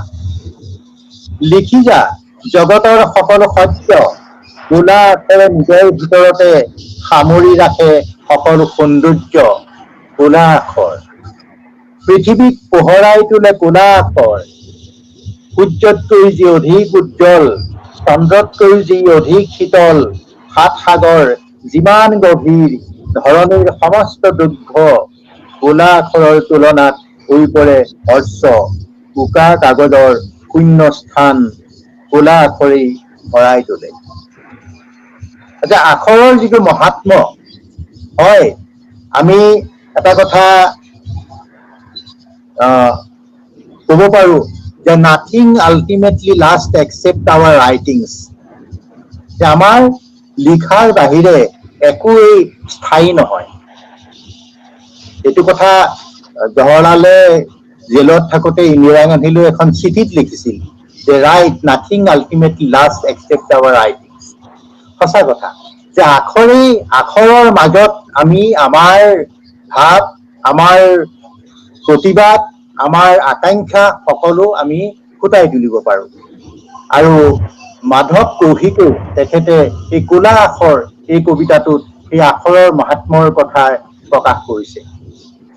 তেখেতৰ কেইবাটাও কবিতাত আমি লক্ষ্য কৰিছো এটা শিৰোনামতে তেখেতে বহুত কেইটা কবিতা লিখিছে। তেনেকুৱা কেইটামান কবিতা আছে গংগাৰ পাৰ, সেই গংগাৰ পাৰ শিৰোনামেৰে তেখেতে দুটা কবিতা লিখিছে। তাৰপিছত আটাইতকৈ মিছা আশা, সেই আটাইতকৈ কঠিন কেঁকুৰিত সেইটো এটা কবিতা, সেই কবিতাটোত এইটো শিৰোনামেৰে 3টা কবিতা লিখিছে। আৰু পঞ্চমঢ়ি এখন হল মধ্যপ্ৰদেশৰ টুৰিষ্ট প্লেচ, সেইটো শিৰোনামত তেখেতে 5টা কবিতা লিখিছে। 1, 2, 3, 4, 5টা কবিতা লিখিছে। ঠিক তেনেকৈ আকৌ সাৱধান বুলি এটা কবিতা আছে 76 পৃষ্ঠাত, সেইটো শিৰোনামতো 2টা কবিতা লিখিছে। আৰু স্বাধীনতা দিৱস শিৰোনামত 2টা কবিতা লিখিছে। সেইটো এটা অকণমান মন কৰিবলগীয়া কথা। তেখেতৰ মানে কবিতাখিনি পঢ়ি মোৰ দেখিলো যে এটা শিৰোনামত তেখেতে কেইবাটাও কবিতা লিখিছে। এইটো মই একো উল্লেখযোগ্য কথা বুলি ক'ব খোজা নাই, তথাপিও কৈছো এইটো এটা চকুত পৰা কথা। যি কি নহওক, তেখেতৰ যিখিনি কবিতা, সেই কবিতাখিনিত দেখিলো যে আমাৰ সাম্প্ৰতিক সময়ৰ যিটো ব্যৱস্থা, সেই ব্যৱস্থাৰ বিৰুদ্ধে এটা অন্তঃসলীলা প্ৰতিবাদ, সেই প্ৰতিবাদটো প্ৰকাশ পাইছে। আৰু তেখেতৰ যিটো চেতনা, যিটো সামাজিক চেতনা, সেই চেতনা তেখেতৰ কবিতাৰ প্ৰতিটো ভাৱৰ আঁৰত লুকাই আছে। গতিকে এইখন এখন সমাজ সচেতন, সমাজৰ প্ৰতি, সমাজৰ ভালৰ কাৰণে লিখা এখন কবিতাৰ কিতাপ। মই আগতে তেখেতৰ কবিতা বৰ বিশেষ পঢ়া নাই। আজি ৰুমি লস্কৰ বৰাই অনুবাদৰ মাধ্যমেৰে আমাক এইখন কবিতা কিতাপ পঢ়িবলৈ সুযোগ দিলে। কেণ্ডেল মাৰ্চ, আৰু কেণ্ডেল মাৰ্চৰ কথাটো সকলোৱে জানে যে আমি যেতিয়া শোভাযাত্ৰা কৰি প্ৰতিবাদ কৰো, তেতিয়া কেণ্ডেল জ্বলাই প্ৰতিবাদ কৰো, বা কেতিয়াবা কোনোবা মৃতকৰ প্ৰতি মৌন প্ৰাৰ্থনা কৰিবৰ কাৰণেও আমি শোভাযাত্ৰা কৰি কেণ্ডেল জ্বলাও। ঠিক এই কেণ্ডেল মাৰ্চ নামকৰণটোতেই প্ৰকাশ পাইছে যে এই কেণ্ডেল মাৰ্চ কবিতাটো বা কবিতাৰ সংকলনৰ মাজত অন্তঃসলীলা ফল্গুধাৰাৰ দৰে বৈ আছে এক প্ৰতিবাদৰ তীক্ষ্ণ সুৰ। গতিকে এনেকুৱা এখন কিতাপ আমি অসমীয়া ভাষালৈ অনুদিত ৰূপত পাইছো। ৰুমি লস্কৰ বৰাক আমি ধন্যবাদ জনাইছো। মাত্ৰ মোৰ গোটেই কবিতাখিনি পঢ়ি যাওঁতে এটা সৰু কথা মনত চকুলৈ আহিছে। আমি যেতিয়া শিষ্যৰতি বুলি এটা আমাৰ শব্দ আছে অসমীয়াত, সেই শব্দটো শিষ্যৰতি হয়। আমি বহুতে ভুল কৰি সিঁচৰিত বুলি কয়, সিঁচৰিত হৈ পৰিছে, কিন্তু শুদ্ধ ৰূপটো হল শিষ্যৰতি। গতিকে তাত কিতাপখনত অৱশ্যে সিঁচৰিত হৈ প্ৰকাশ হৈছে, সেইটো কথা মোৰ চকুত পৰিছে। আৰু আমাৰ এই প্ৰথম কবিতাটোত ইজ্জত বুলি এটা শব্দ আছে। ইজ্জত শব্দটো হিন্দীত আছে, হিন্দীত বেছিকে প্ৰয়োগ হয়। আৰু আমাৰ অসমীয়াতো আমি কওঁ মান ইজ্জত আছেনে নাই বুলি কওঁ। সেইটো পোনপটীয়াকে আমাৰ হিন্দীৰ পৰা অসমীয়ালৈ অনুবাদ কৰোতে ৰুমি লস্কৰ পৰা ইজ্জত শব্দটোৱে ৰাখিছে। কিন্তু আমি অসমীয়াত মোলায়েম ভাৱে, মসৃণ ভাৱে কৰিবৰ কাৰণে আমি মান সন্মান বুলিও কব পাৰিলোহেঁতেন চাগে। তেনেকুৱা ধৰণৰ মোৰ মনত খেলোৱা ভাৱহে। যেতিয়া আমি এটা কবিতা অন্য ভাষাৰ পৰা কবিতাই হওক বা যিয়েই নহওক, সেই কবিতাবোৰ সেই ভাষাটোৰ পৰা আমি যেতিয়া অসমীয়ালৈ অনুবাদ কৰো, তেতিয়া আমাৰ ভাষাত সম্পূৰ্ণভাৱে জিন যোৱাকৈ আত্মস্থ কৰি অনুবাদ কৰিলে আমাৰ কবিতা আমি পঢ়োতে নিজৰ বুলি ভাবি পঢ়িবলৈ ভাল হয়।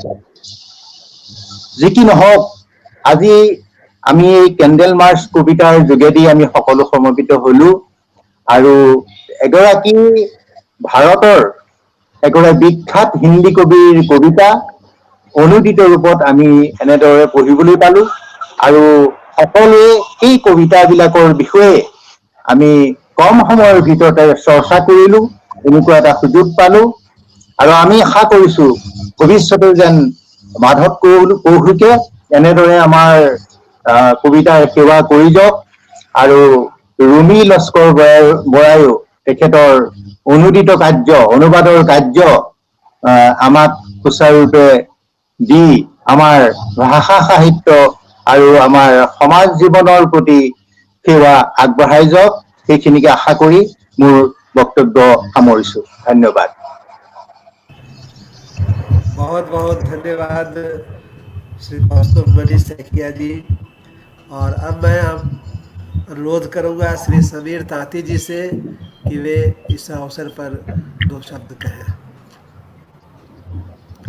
নমস্কাৰ। আজি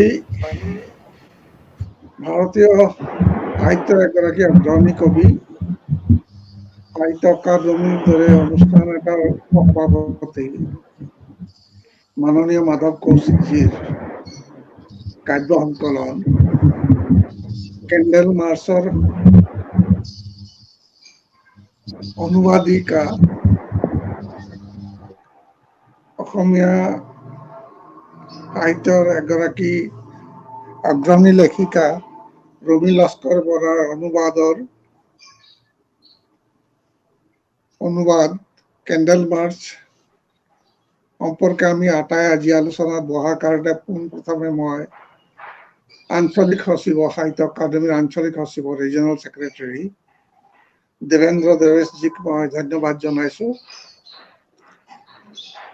ভাৰতীয় সাহিত্যৰ অগ্ৰণী কবি, সাহিত্য অকাডেমীৰ মাননীয় উপ সভাপতি মাধৱ কৌশিকজীকো মই তেখেতে আজি আমাক এই সুযোগটো দিয়াৰ কাৰণে তেখেতৰ ওচৰতো মই ধন্যবাদ আৰু কৃতজ্ঞতা জনাইছো। আৰু বন্ধুসকলে অতপৰে এই সুন্দৰ কাব্য গ্ৰন্থখনৰ কবিতা আৰু অনুবাদ কাৰ্য সম্পৰ্কে বিতংভাৱে আলোচনা কৰাত আমাক সুযোগ দিয়াৰ কাৰণে তেখেতসকললৈ মই ধন্যবাদ জনাইছো, কৃতজ্ঞতা জনাইছো। কেণ্ডেল মাৰ্চ এই শব্দটোৱে বহুত কথা সূচায় যে যেতিয়া আমি প্ৰতিবাদ কৰো যিকোনো এটা ঘটনা বা সমাজত ঘটি যোৱা যিকোনো এটা নৃশংস ঘটনা বা মানৱতাক বিঘ্নিত কৰা, মানৱতাক ধ্বংস কৰিব খোজা যিকোনো ঘটনা, যিকোনো ঘটনাৰ প্ৰতিবাদ আমি বিভিন্ন ধৰণে কৰিব পাৰো। হয়তো আমি সমদল উলিয়াই আমি শ্লোগান দি আমি হয়তো প্ৰতিবাদ কৰিব পাৰো অথবা মৌন শোভাযাত্ৰাসমূহ কৰিব পাৰো, কিন্তু কেণ্ডেল মাৰ্চ বা মমবাতি জ্বলাই মৌন সমদল উলিয়াই যিকোনো ঘটনা বা তেনেকুৱা ভয়াৱহ ঘটনা যি সমাজৰ কাৰণে ক্ষতিকাৰক, দেশৰ কাৰণে অপমানজনক, আমাৰ সংবিধানৰ কাৰণে অপমানজনক বা মানৱতাৰ বাবে অপমানজনক তেনেকুৱা ঘটনাৰ আমি প্ৰতিবাদ বিশেষকৈ আমি কেণ্ডেল মাৰ্চেৰে জনাওঁ। এই কথাটোৱে সঁচাই খুব গভীৰ তাৎপৰ্য বহন কৰিছে কেণ্ডেল মাৰ্চ নামৰ কাব্য গ্ৰন্থখনে। প্ৰথমতে কবিতাখিনি মই পঢ়ি গলো, পঢ়ি যোৱাৰ পিছত এটা কথা মোৰ মনলৈ আহিল যে যিকোনো সাহিত্যৰ আটাইতকৈ সুন্দৰ কামখিনি বা শ্ৰেষ্ঠ সাহিত্যৰাজি বা সৃষ্টিৰাজিক যেতিয়া আমাৰ ভাষালৈ অনা যায়, তাত দুটা কথাই মনলৈ আহে, সমস্যা দুটা দেখা যায়, দুটা সমস্যাই দেখা দিয়ে। এটা হৈছে আক্ষৰিক অনুবাদ বা যিটো বহুতে বাংলাত যিটো কোৱা হৈছে যে ভাষান্তৰ বুলি কোৱা হৈছে, যে এটা ভাষাৰ পৰা আন এটা ভাষালৈ অনা কাৰ্যটো। কিন্তু অসমীয়া সাহিত্যত আমি বিভিন্ন ধৰণৰ কেইবাটাও কথা আমি উল্লেখ কৰিছো। এটা হৈছে কেইবাটাও শব্দ আমি ব্যৱহাৰ কৰো, এটা হৈছে অনুবাদ, আনটো হৈছে ভাঙনি, আৰু এটা হৈছে তৰ্জমা। ইয়াত ৰবি লস্কৰ বৰাই ৰুমিয়ে ইয়াত অনুবাদ শব্দটো ব্যৱহাৰ কৰিছে। এইটো সঁচাকৈ খুব ভাল কথা হৈছে। ভাষান্তৰ নকৰি যাওঁ ৰুমিয়ে অনুবাদ বুলি লিখিলে এইটোৱেই ডাঙৰ কথা। কাৰণ অনুবাদ কথাটো হৈছে কেনেকুৱা ধৰণৰ, অনুবাদ শব্দটোৰ অৰ্থ হৈছে অনু মানে হৈছে পুনৰ, আৰু বদ কথাটো হৈছে কথন। পুনৰাই যিকোনো কথা এটা যেতিয়া কোৱা যায়, আন এটা ভাষাত থকা কথাখিনি আমাৰ নিজৰ ভাষালৈ যেতিয়া আমি আনো, তেতিয়াহ'লে সেইটো পুনৰাই কোৱা হয়, সেইটোৱেই অনুবাদ। কিন্তু এই পুনৰাই যে আমি কথাখিনি কৈছো, এই কথাখিনি কেনেধৰণে কম? এজন কবিয়ে কিতাপখন লিখিছে বিশেষকৈ কবিতাৰ কথা। এজন কবিৰ কবিতা যেতিয়া আমি আন এটা ভাষালৈ বা আমাৰ ভাষালৈ যেতিয়া আনিম, তেতিয়াহ'লে কেনেধৰণে আনিম? দুটা কথা হৈছে যে তেওঁৰ যিখিনি কথা তেওঁ কৈ গৈছে সেই কথাখিনি হুবহু আমাৰ ভাষালৈ আনিম, নে সেই ভাষাৰ আঁৰত, সেই কবিতাখিনিৰ আঁৰত কবিজনৰ যি সাংস্কৃতিক জীৱন, তেওঁৰ চাৰিওফালৰ যি পৰিৱেশ, তেওঁৰ পৰিয়াল, বংশ পৰিয়াল বা তেওঁৰ বন্ধু বান্ধৱৰ মাজেৰে তেওঁৰ যিটো সম্পৰ্ক, এই সম্পৰ্কৰ আঁৰত যিবোৰ কথা আছে, তেওঁৰ ভাষা সাহিত্যৰ আঁৰত যিবোৰ কথা আছে, সেই গোটেইখিনি কথাই আমি তুলি আনো অনুবাদৰ জৰিয়তে। এই ক্ষেত্ৰত দেখা গৈছে যে কেণ্ডেল মাৰ্চ এখন সুন্দৰ ভালেই হৈছে বুলি মই কৈছো, সাৰ্থক অনুবাদ হৈছে বুলি কৈছো। কিন্তু মই ভাবো যে ৰুমিয়ে যদি আৰু এটা ড্ৰাফ্ট কৰি ল'লেহেঁতেন, ছেকেণ্ড ড্ৰাফ্ট এটা কৰি দিলেহেঁতেন, তেতিয়াহ'লে কবিতাখিনি আৰু বেছি সুন্দৰ হ'লহেঁতেন। কিন্তু তথাপিও আমি এই কবিতাখিনি, ইমান সুন্দৰ কবিতা, এই কবিতাখিনি এই মুহূৰ্তত আমাৰ কাৰণে খুবেই প্ৰয়োজনীয় আৰু খুবেই প্ৰাসংগিক বুলি ভাবো। এই কথাখিনি বিশেষকৈ ৰুমিয়ে আমাৰ ভাষালৈ আনিছে। মই ভাবো যে ৰুমিয়ে আগলৈকো যেতিয়া এনেধৰণৰ অনুবাদ কাৰ্য আমালৈ আগবঢ়াব বা আমাৰ ভাষা সাহিত্যলৈ যেতিয়া অনুবাদৰ জৰিয়তে আমাৰ ভাষা সাহিত্যক সমৃদ্ধ কৰিবলৈ চেষ্টা কৰিব, তেতিয়া এটা কথাই মই ৰুমিক কওঁ, যিটো কথা মই সদায় মানি আনি আহিছো, সেইটো হৈছে অনুবাদৰ বেলিকা। সাহিত্যৰ অতি বেজবৰুৱাদেৱে এষাৰ কথা কৈছিল যে যিহকে তুমি নিজৰ ভাষালৈ নানা কিয়, চাবা যাতে তোমাৰ ভাষালৈ আনোতে তোমাৰ ভাষাৰ সাজপাৰ আৰু সংস্কৃতিটো একেলগে লৈ আহা। আমি যিহকে নানো কিয়, সেইটো যেন সম্পূৰ্ণ অসমীয়া সাজপাৰ, অসমীয়া মাত কথা, এই কথাখিনি আমি মনত ৰাখিব লাগিব। আৰু ময়ো অনুবাদ এতিয়ালৈকে 2খন সংকলনে মই অনুবাদ কৰিছো, এই কথাখিনি মই মন কৰিছো। কিন্তু আন এটা কথা মোৰ ভাল লাগিছে যে ৰুমিয়ে কিছুমান শব্দ, হিন্দী শব্দ, যিবোৰ তেওঁ হয়তো বা অসমীয়া প্ৰতি শব্দ সঠিক সময়ত নাপালে বা হয়তো সময়ত নাটনি আছিল, তথাপি তেওঁ হিন্দী কিছুমান শব্দ আনিছে। যিটো কথা কষ্টমণিয়ে ক'লে আগতে যে ইজ্জতৰ কথাটো, এই ইজ্জত শব্দটো হিন্দী শব্দ হলেও উর্দুতো इज्जतें আছে। उर्दू शब्द मतलब देवेंद्र जैस जी, ये उर्दू ना हिंदी है ना? इज्जत, जी इज्जत ये उर्दू शब्द है या हिंदी शब्द है? कौन सा शब्द सर? इज्जत, इज्जत, इज्जत उर्दू का शब्द है सर। हाँ उर्दू शब्द है। तो তুমি এই কথাটো বাংলা ভাষাত আমি দেখিছো যে বহু উৰ্দু শব্দ, প্ৰচুৰ উৰ্দু শব্দ তেওঁলোকৰ ভাষালৈ আহিছে, তেওঁলোকৰ সাহিত্যলৈ আনিছে। সেইকাৰণে বাংলা ভাষা ইমান শক্তিশালী। আৰু সেইকাৰণে মই ভাল পাইছো যে কিতাপখনত তুমি কিছুমান শব্দ তেনেকে হুবহু ৰাখিছা কাৰণে কিতাপখন আৰু বেছি ভাল লগা হৈছে। এতিয়া কথা আহিছিল দেৱেশজী, এটা কথাৰ কাৰণে ধন্যবাদ জনাইছো যে মাধৱ কৌশিকজীৰ বিষয়ে মই বহু আগৰ পৰা শুনিছো, কিন্তু তেখেতৰ কবিতা পঢ়াৰ মোৰ সৌভাগ্য ঘটা নাছিল। এইবাৰ ৰুমিৰ অনুবাদৰ জৰিয়তে মাধৱ কৌশিকজীৰ নিচিনা এগৰাকী আগশাৰীৰ কবিৰ কবিতা পঢ়িবলৈ পোৱাৰ কাৰণে পোনপ্ৰথমে মই ৰুমিক ধন্যবাদ আৰু কৃতজ্ঞতা জ্ঞাপন কৰিছো, আৰু আশা কৰিছো যে ৰুমিয়ে অদূৰ ভৱিষ্যতে আৰু বহু কেইজন বৰেণ্য কবিৰ, হিন্দী কবিৰ কবিতা বা আন ভাষাৰ কবিৰ কবিতা আমাৰ ভাষালৈ অনুবাদ কৰি আমাৰ ভাষা সাহিত্যক সমৃদ্ধ কৰিব। এতিয়া মাধৱ কৌশিকজীৰ কবিতাৰ প্ৰধান উপযুক্ত হৈছে সমাজ সচেতনতা, প্ৰখৰ সমাজ সচেতনতা। আমাৰ সমাজখনত যিবোৰ সমস্যা আজি দেখা দিছে, চাৰিওফালে ৰাজনীতিৰ যি ভয়ংকৰ পৰিৱেশ, চাৰিওফালে যি অনাচাৰ অনাটন, অভাৱ অনাটন অনাচাৰ, এইবিলাক এনে এক পৰিস্থিতিত কবি বিভ্ৰান্ত হৈছে আৰু তেওঁ সজোৰে এই সকলো ঘটনাৱলীৰ বিৰুদ্ধে প্ৰতিবাদ মুখৰ হৈ পৰিছে। এই প্ৰতিবাদে তেওঁক তুলি ধৰিছে সমাজ জীৱনৰ এগৰাকী অগ্ৰণী সৈনিক ৰূপে। তো এই কথাখিনি তেওঁৰ কেইবাটাও কবিতাত ফুটি উঠিছে। বিশেষকৈ তেওঁ অকল সমাজ সচেতনতা বা সমাজৰ এই সমস্যাৰাজিকে তুলি ধৰা নহয়, তেওঁ সমাজৰ অন্যান্য দিশ বা জীৱনৰ অন্যান্য দিশৰ কথাও তেওঁ তুলি ধৰিছে। ইয়াত কেইবাটাও কবিতা আলোচনা কৰিলে আমাৰ বন্ধুবৰ শংকৰ শইকীয়াই। এতিয়া মই কেইটামান কবিতাৰ কথা কৈছো, আলোচনা কৰিব খুজিছো। যে নাম মাত্ৰ বুলি কবিতা এটা তেওঁৰ আছে। এই নাম মাত্ৰ কবিতাটোত তেওঁ কৈছে যে দুচকুত বয় মাথো নাম মাত্ৰ উদ্বিগ্নতা, পলকতে ৰয় অস্ত্ৰ বিন্দু মাত্ৰ। বয়সতকৈ কম হয় তোমাৰ আচলৰ দাগ, অন্তত সমিল মিল হয় লোকৰ সতে, ন্যূনতম ইচ্ছা জাগে তোমাতে জীয়াই থকাৰ। খুব বেছি তুমি কিমান সময়লৈ দৌৰিবা, খুব বেছি তুমি কিমান দিন জীয়াই থাকিবা।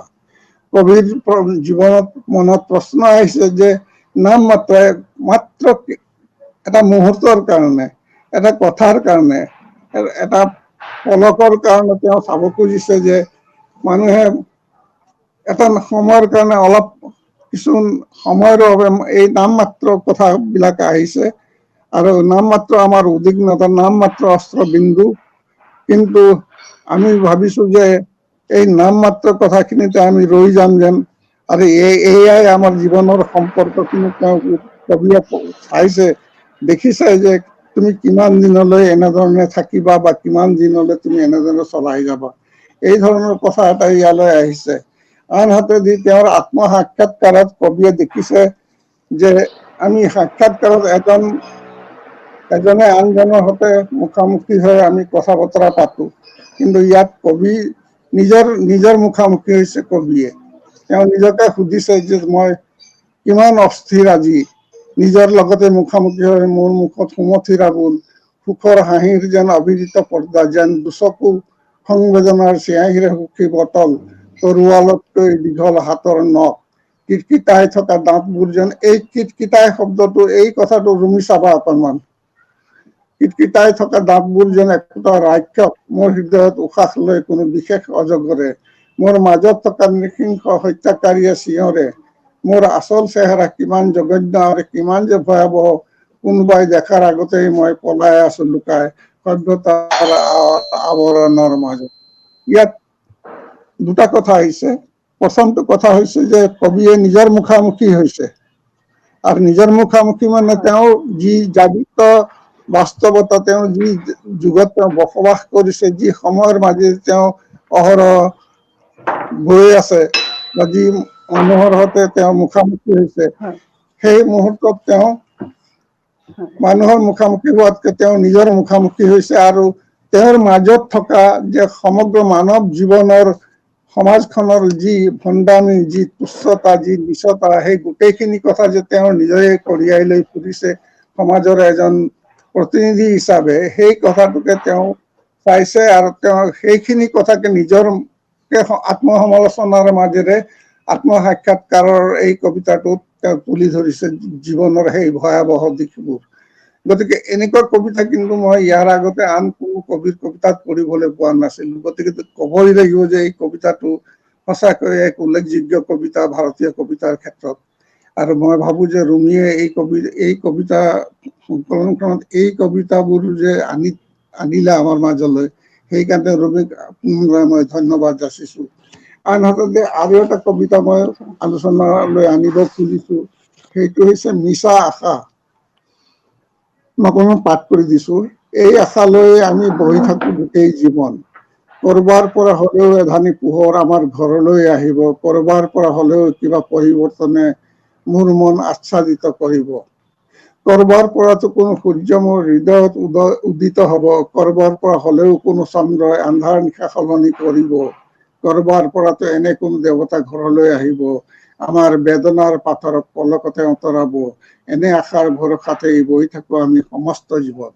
ভাবকচোন বন্ধুবৰ, শংকৰ শইকীয়া ইয়াৰ আগতে বৰ সুন্দৰভাৱে তেওঁ আলোচনাত এই কথাবিলাক আনিছে যে এটা হৈছে সমাজ বাস্তৱতা, সমাজৰ চাৰিওফালে যি অভাৱ অনাটন, আচাৰ অনাচাৰ, অত্যাচাৰ, লুণ্ঠন, বঞ্চনা, এই গোটেইখিনি কথাই কি সুন্দৰভাৱে তুলি ধৰিছে। আনহাতেদি এই কবিতাটোত তেওঁ জীৱনৰ অকল এই সমাজ বাস্তৱতাৰ কথাটোকে তেওঁ উল্লেখ কৰা নাই, তেওঁ জীৱনৰ ক্ষুদ্ৰ ক্ষুদ্ৰ দিশবোৰ, মানুহ হিচাপে আমি পৰিপূৰ্ণ মানুহ হিচাপে যিখিনি ভাৱ অনুভূতি বা যিবিলাক সমস্যাৰ আমি সন্মুখীন হৈছো, সেই গোটেইবোৰ কথাকে তেওঁ বিভিন্ন ধৰণে তেওঁ তুলি ধৰিছে এই সংকলনখনত।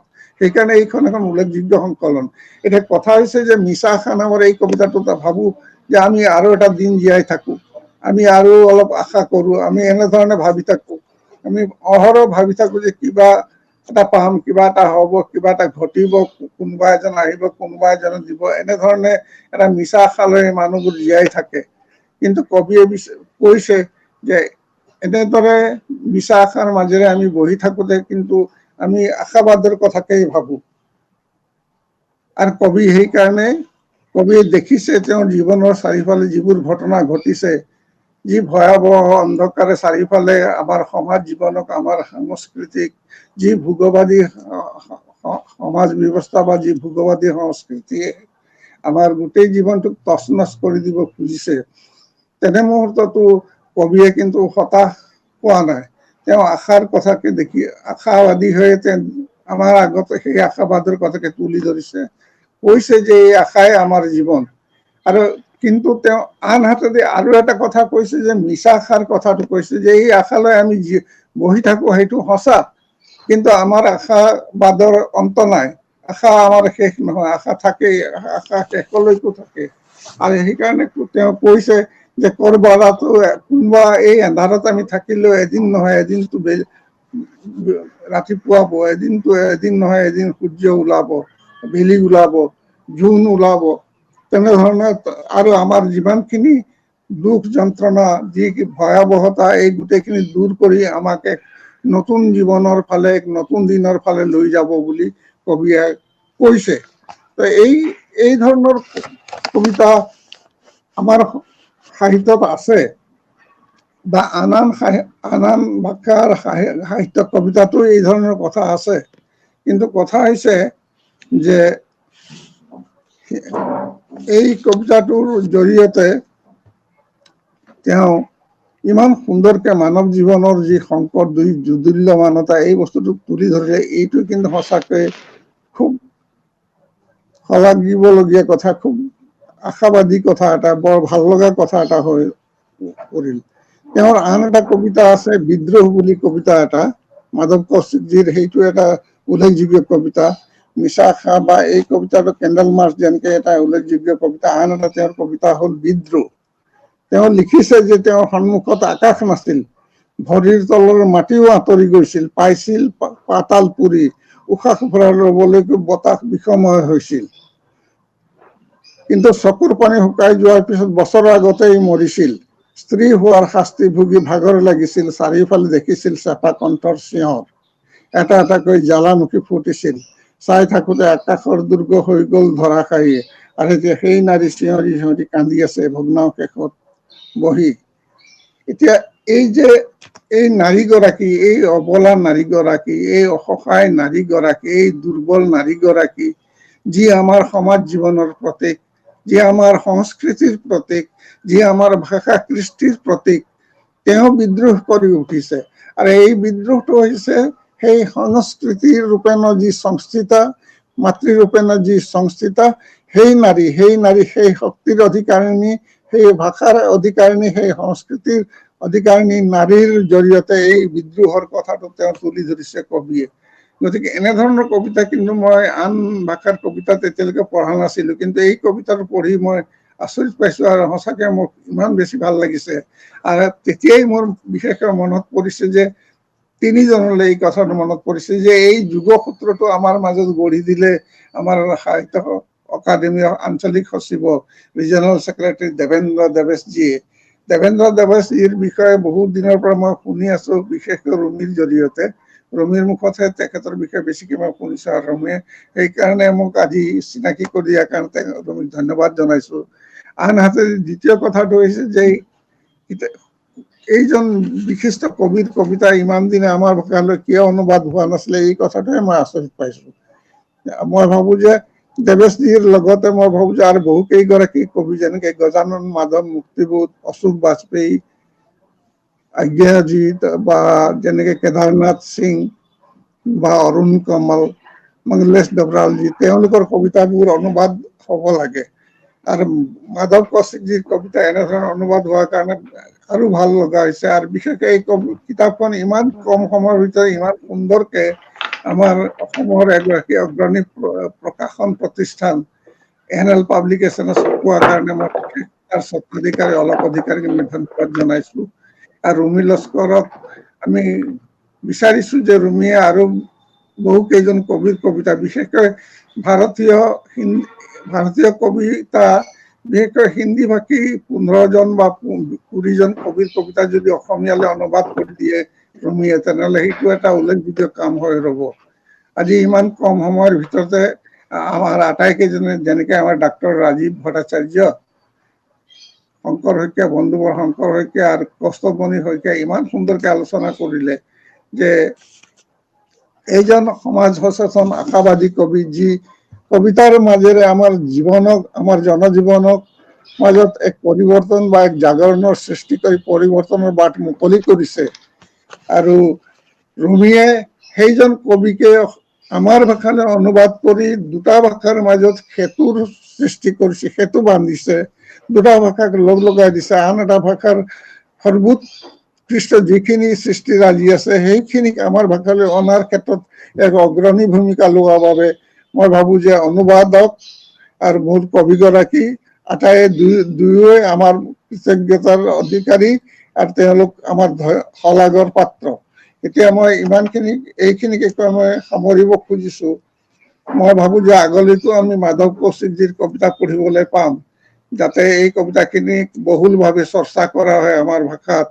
আৰু আমাৰ ভাষাৰ বহু কবিতা ইতিমধ্যে বহুতে অনুবাদ কৰি আছে, বিশেষকৈ আমাৰ উত্তৰ পূৰ্বাঞ্চলৰ হিন্দী অনুবাদক হিচাপে মই দুগৰাকীৰ কথাকে ইয়াতে পোনপ্ৰথমে মই মনলৈ আনিব খোজো।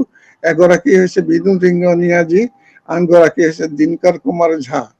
দিনকাৰজী আছে, তেওঁলোকেও অসমীয়া ভাষা বা বাংলা ঘাইকৈ অসমীয়া ভাষাৰ বহু কবিতা, বহু গল্প, উপন্যাসো আনকি অনুবাদ কৰি হিন্দী ভাষালৈ নি হিন্দী ভাষাৰ সমৃদ্ধ কৰিছে। আৰু দুটা ভাষাৰ মাজত, দুজন লেখকৰ মাজত নহয়, দুটা জাতিৰ মাজত, দুটা সংস্কৃতিৰ মাজত যোগসূত্ৰ স্থাপন কৰাৰ কাৰণে তেওঁলোক ধন্যবাদৰ পাত্ৰ। এই ক্ষেত্ৰত মই ৰুমিক এই কথাটোকে ক'ব খোজো যে এই যিমান পাৰে তেওঁ এই অনুবাদৰ কামত লাগি থাকক। মৌলিক লেখাৰ বাহিৰে এই অনুবাদৰ কামটো সঁচাকৈ খুবেই কষ্টকৰ, কিন্তু এবাৰ সাৰ্থক অনুবাদ হোৱাটো খুবেই কঠিন। তথাপি মই ভাবোঁ যে এজন লেখকে নিজৰ ভাষা, মাতৃভাষাক যদি প্ৰাণ ভৰি ভাল পায়, সেই ভাষাৰ চৰ্চাত যদি তেওঁ লাগি থাকে, তেতিয়া আন যিকোনো ভাষাৰ ক্ষেত্ৰতো তেওঁ তেনেধৰণে অতি সহজে নিজৰ ভাষালৈ আনিব পাৰিব। এইখিনি কথাকৈ আটাইলৈকে মই ধন্যবাদ জনাইছোঁ। পুনৰাই মই সাহিত্য অকাডেমীৰ আঞ্চলিক সচিব দেৱেন্দ্ৰ দেৱেশজী, কবি উপসভাপতি মাধৱ কৌশিকজী, অনুবাদক ৰুমি লস্কৰ বৰা, বন্ধুসকলক ধন্যবাদ। মই বক্তব্য ইমানতে সামৰিব। ধন্যবাদ। बहुत बहुत धन्यवाद श्री समीर ताती जी को। और अब मैं NL पब्लिकेशन के स्वामी श्री अलक अधिकारी जी से अनुरोध करूंगा कि वे धन्यवाद ज्ञापन करें। नमस्कार। नमस्कार। আজিৰ এই ৱেবনিৰ কাব্য আলোচনীৰ যি আলোচনা সত্ৰ, সেই আলোচনা সত্ৰলৈ আমন্ত্ৰিত সদৌতিলৈ আমি এনএল পাব্লিকেশ্যনৰ তৰফৰ পৰা নমস্কাৰ জনাইছো। আজিৰ এই আলোচনা সত্ৰৰ আৰম্ভণিতেই যিগৰাকী সঞ্চালক সাহিত্য একাডেমী, কলকাতা স্থিত সাহিত্য একাডেমীৰ সচিব দেবেন্দ্ৰ কুমাৰ দেৱেশজীৰ প্ৰতি মই কৃতজ্ঞ। এই কাৰণেই তেখেতে এনেধৰণৰ এখন মূল্যৱান গ্ৰন্থ আমাৰ প্ৰকাশনাৰ জৰিয়তে প্ৰকাশ কৰাৰ যি সুযোগ প্ৰদান কৰিলে আমি ধন্য হৈছো আৰু কৃতজ্ঞ হৈছো। আৰু আজি এই আলোচনা সত্ৰখন চলাই নিয়াত তেখেতৰ যি বলিষ্ঠ ভূমিকা, যি সঞ্চালনাৰ যি ধুনীয়া তাৰ প্ৰক্ৰিয়া, তালৈও আমি ধন্যবাদ জনাইছো আৰু কৃতজ্ঞতা জনাইছো।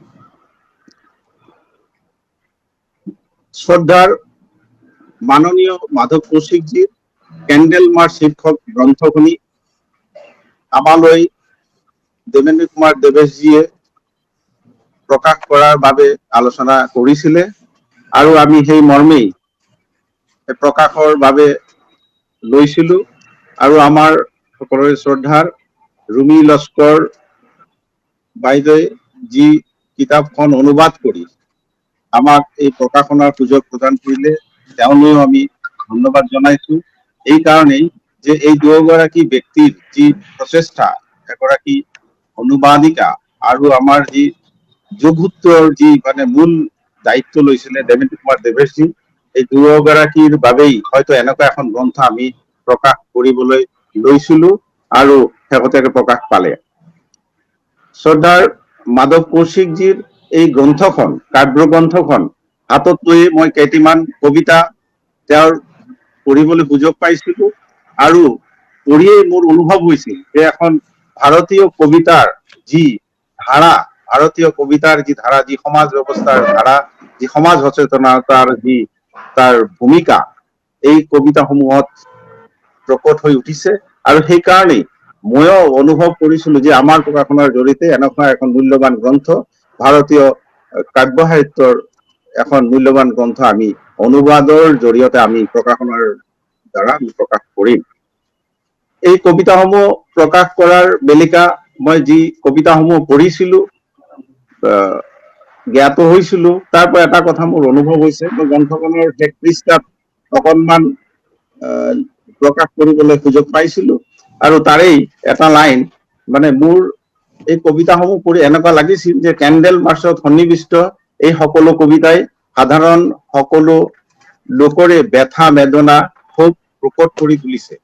এই সংকলনৰ প্ৰতিটো কবিতাৰ পংক্তিত মানৱতাৰ হাহাকাৰৰ পাৰ্শ্বক্ৰিয়াক পৰা উঠি মানৱতা মূল্যবোধৰ জয় জয়কাৰৰ স্বৰ শুনিবলৈ পোৱা যায়।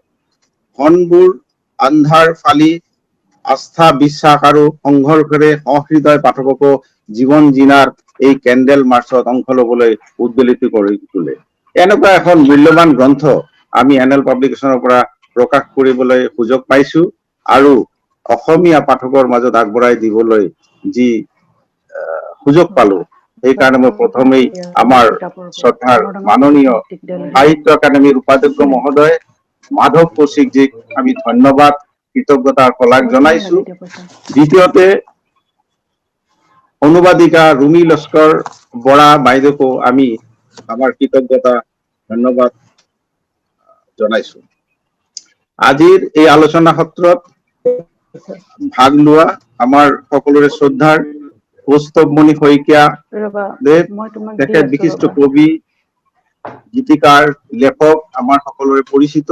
অসমীয়া কাব্য জগতত এখন আলোড়ন সৃষ্টিকাৰী তেওঁৰ ব্যক্তিত্ব আছে। আমি তেখেতক এই আলোচনা সত্ৰত ভাগ লৈ যি কাব্য গ্ৰন্থখনৰ বিষয়ে, যি কবিতাৰ বিষয়ে যি আলোচনা আগবঢ়ালে, তেখেতলৈ আমি শ্ৰদ্ধা, কৃতজ্ঞতা আৰু ধন্যবাদ জনাইছো।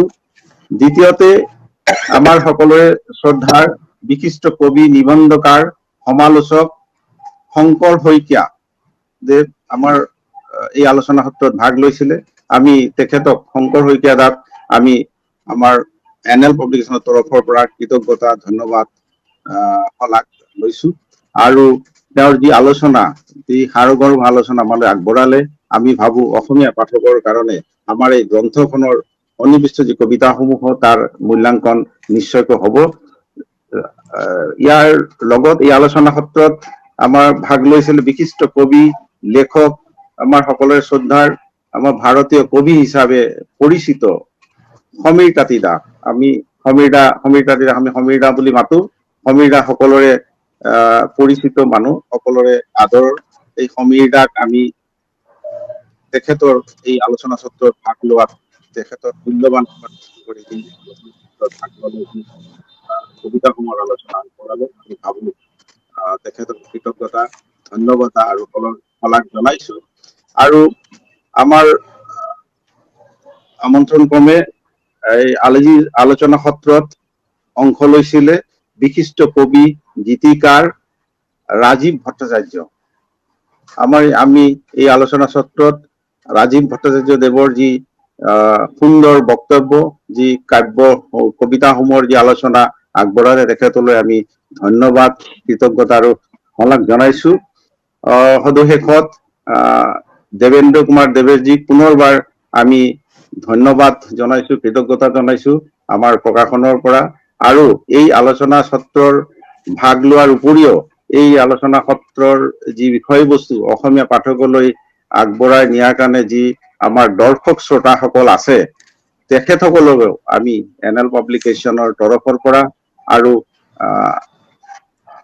এই গ্ৰন্থখনৰ বিষয়ে যি আলোচনা আপোনালোকে আগবঢ়ালে তাৰ প্ৰতি তেওঁলোকে যি ভাগ ল'বলৈ সুযোগ পালে আমি তেখেতসকলকো ধন্যবাদ জনাইছো আৰু কৃতজ্ঞতা জনাইছো। সদুশেষত আপোনালোক সদৌতিকে আমি এনএল পাব্লিকেশ্যনৰ তৰফৰ পৰা ধন্যবাদ আৰু কৃতজ্ঞতা জনাইছো। এনেকুৱা এখন ভাৰতীয় কাব্যমূলৰ যি কাব্যগ্ৰন্থ আমাৰ প্ৰকাশনে প্ৰকাশ কৰিবলৈ সুযোগ পালে তাৰ বাবে আমি লেখক আৰু অনুবাদক উভয়কে আমি ধন্যবাদ আৰু কৃতজ্ঞতা জনাইছো। এই কৈ মোৰ বক্তব্য মই সামৰি মাৰিছো। ধন্যবাদ, নমস্কাৰ।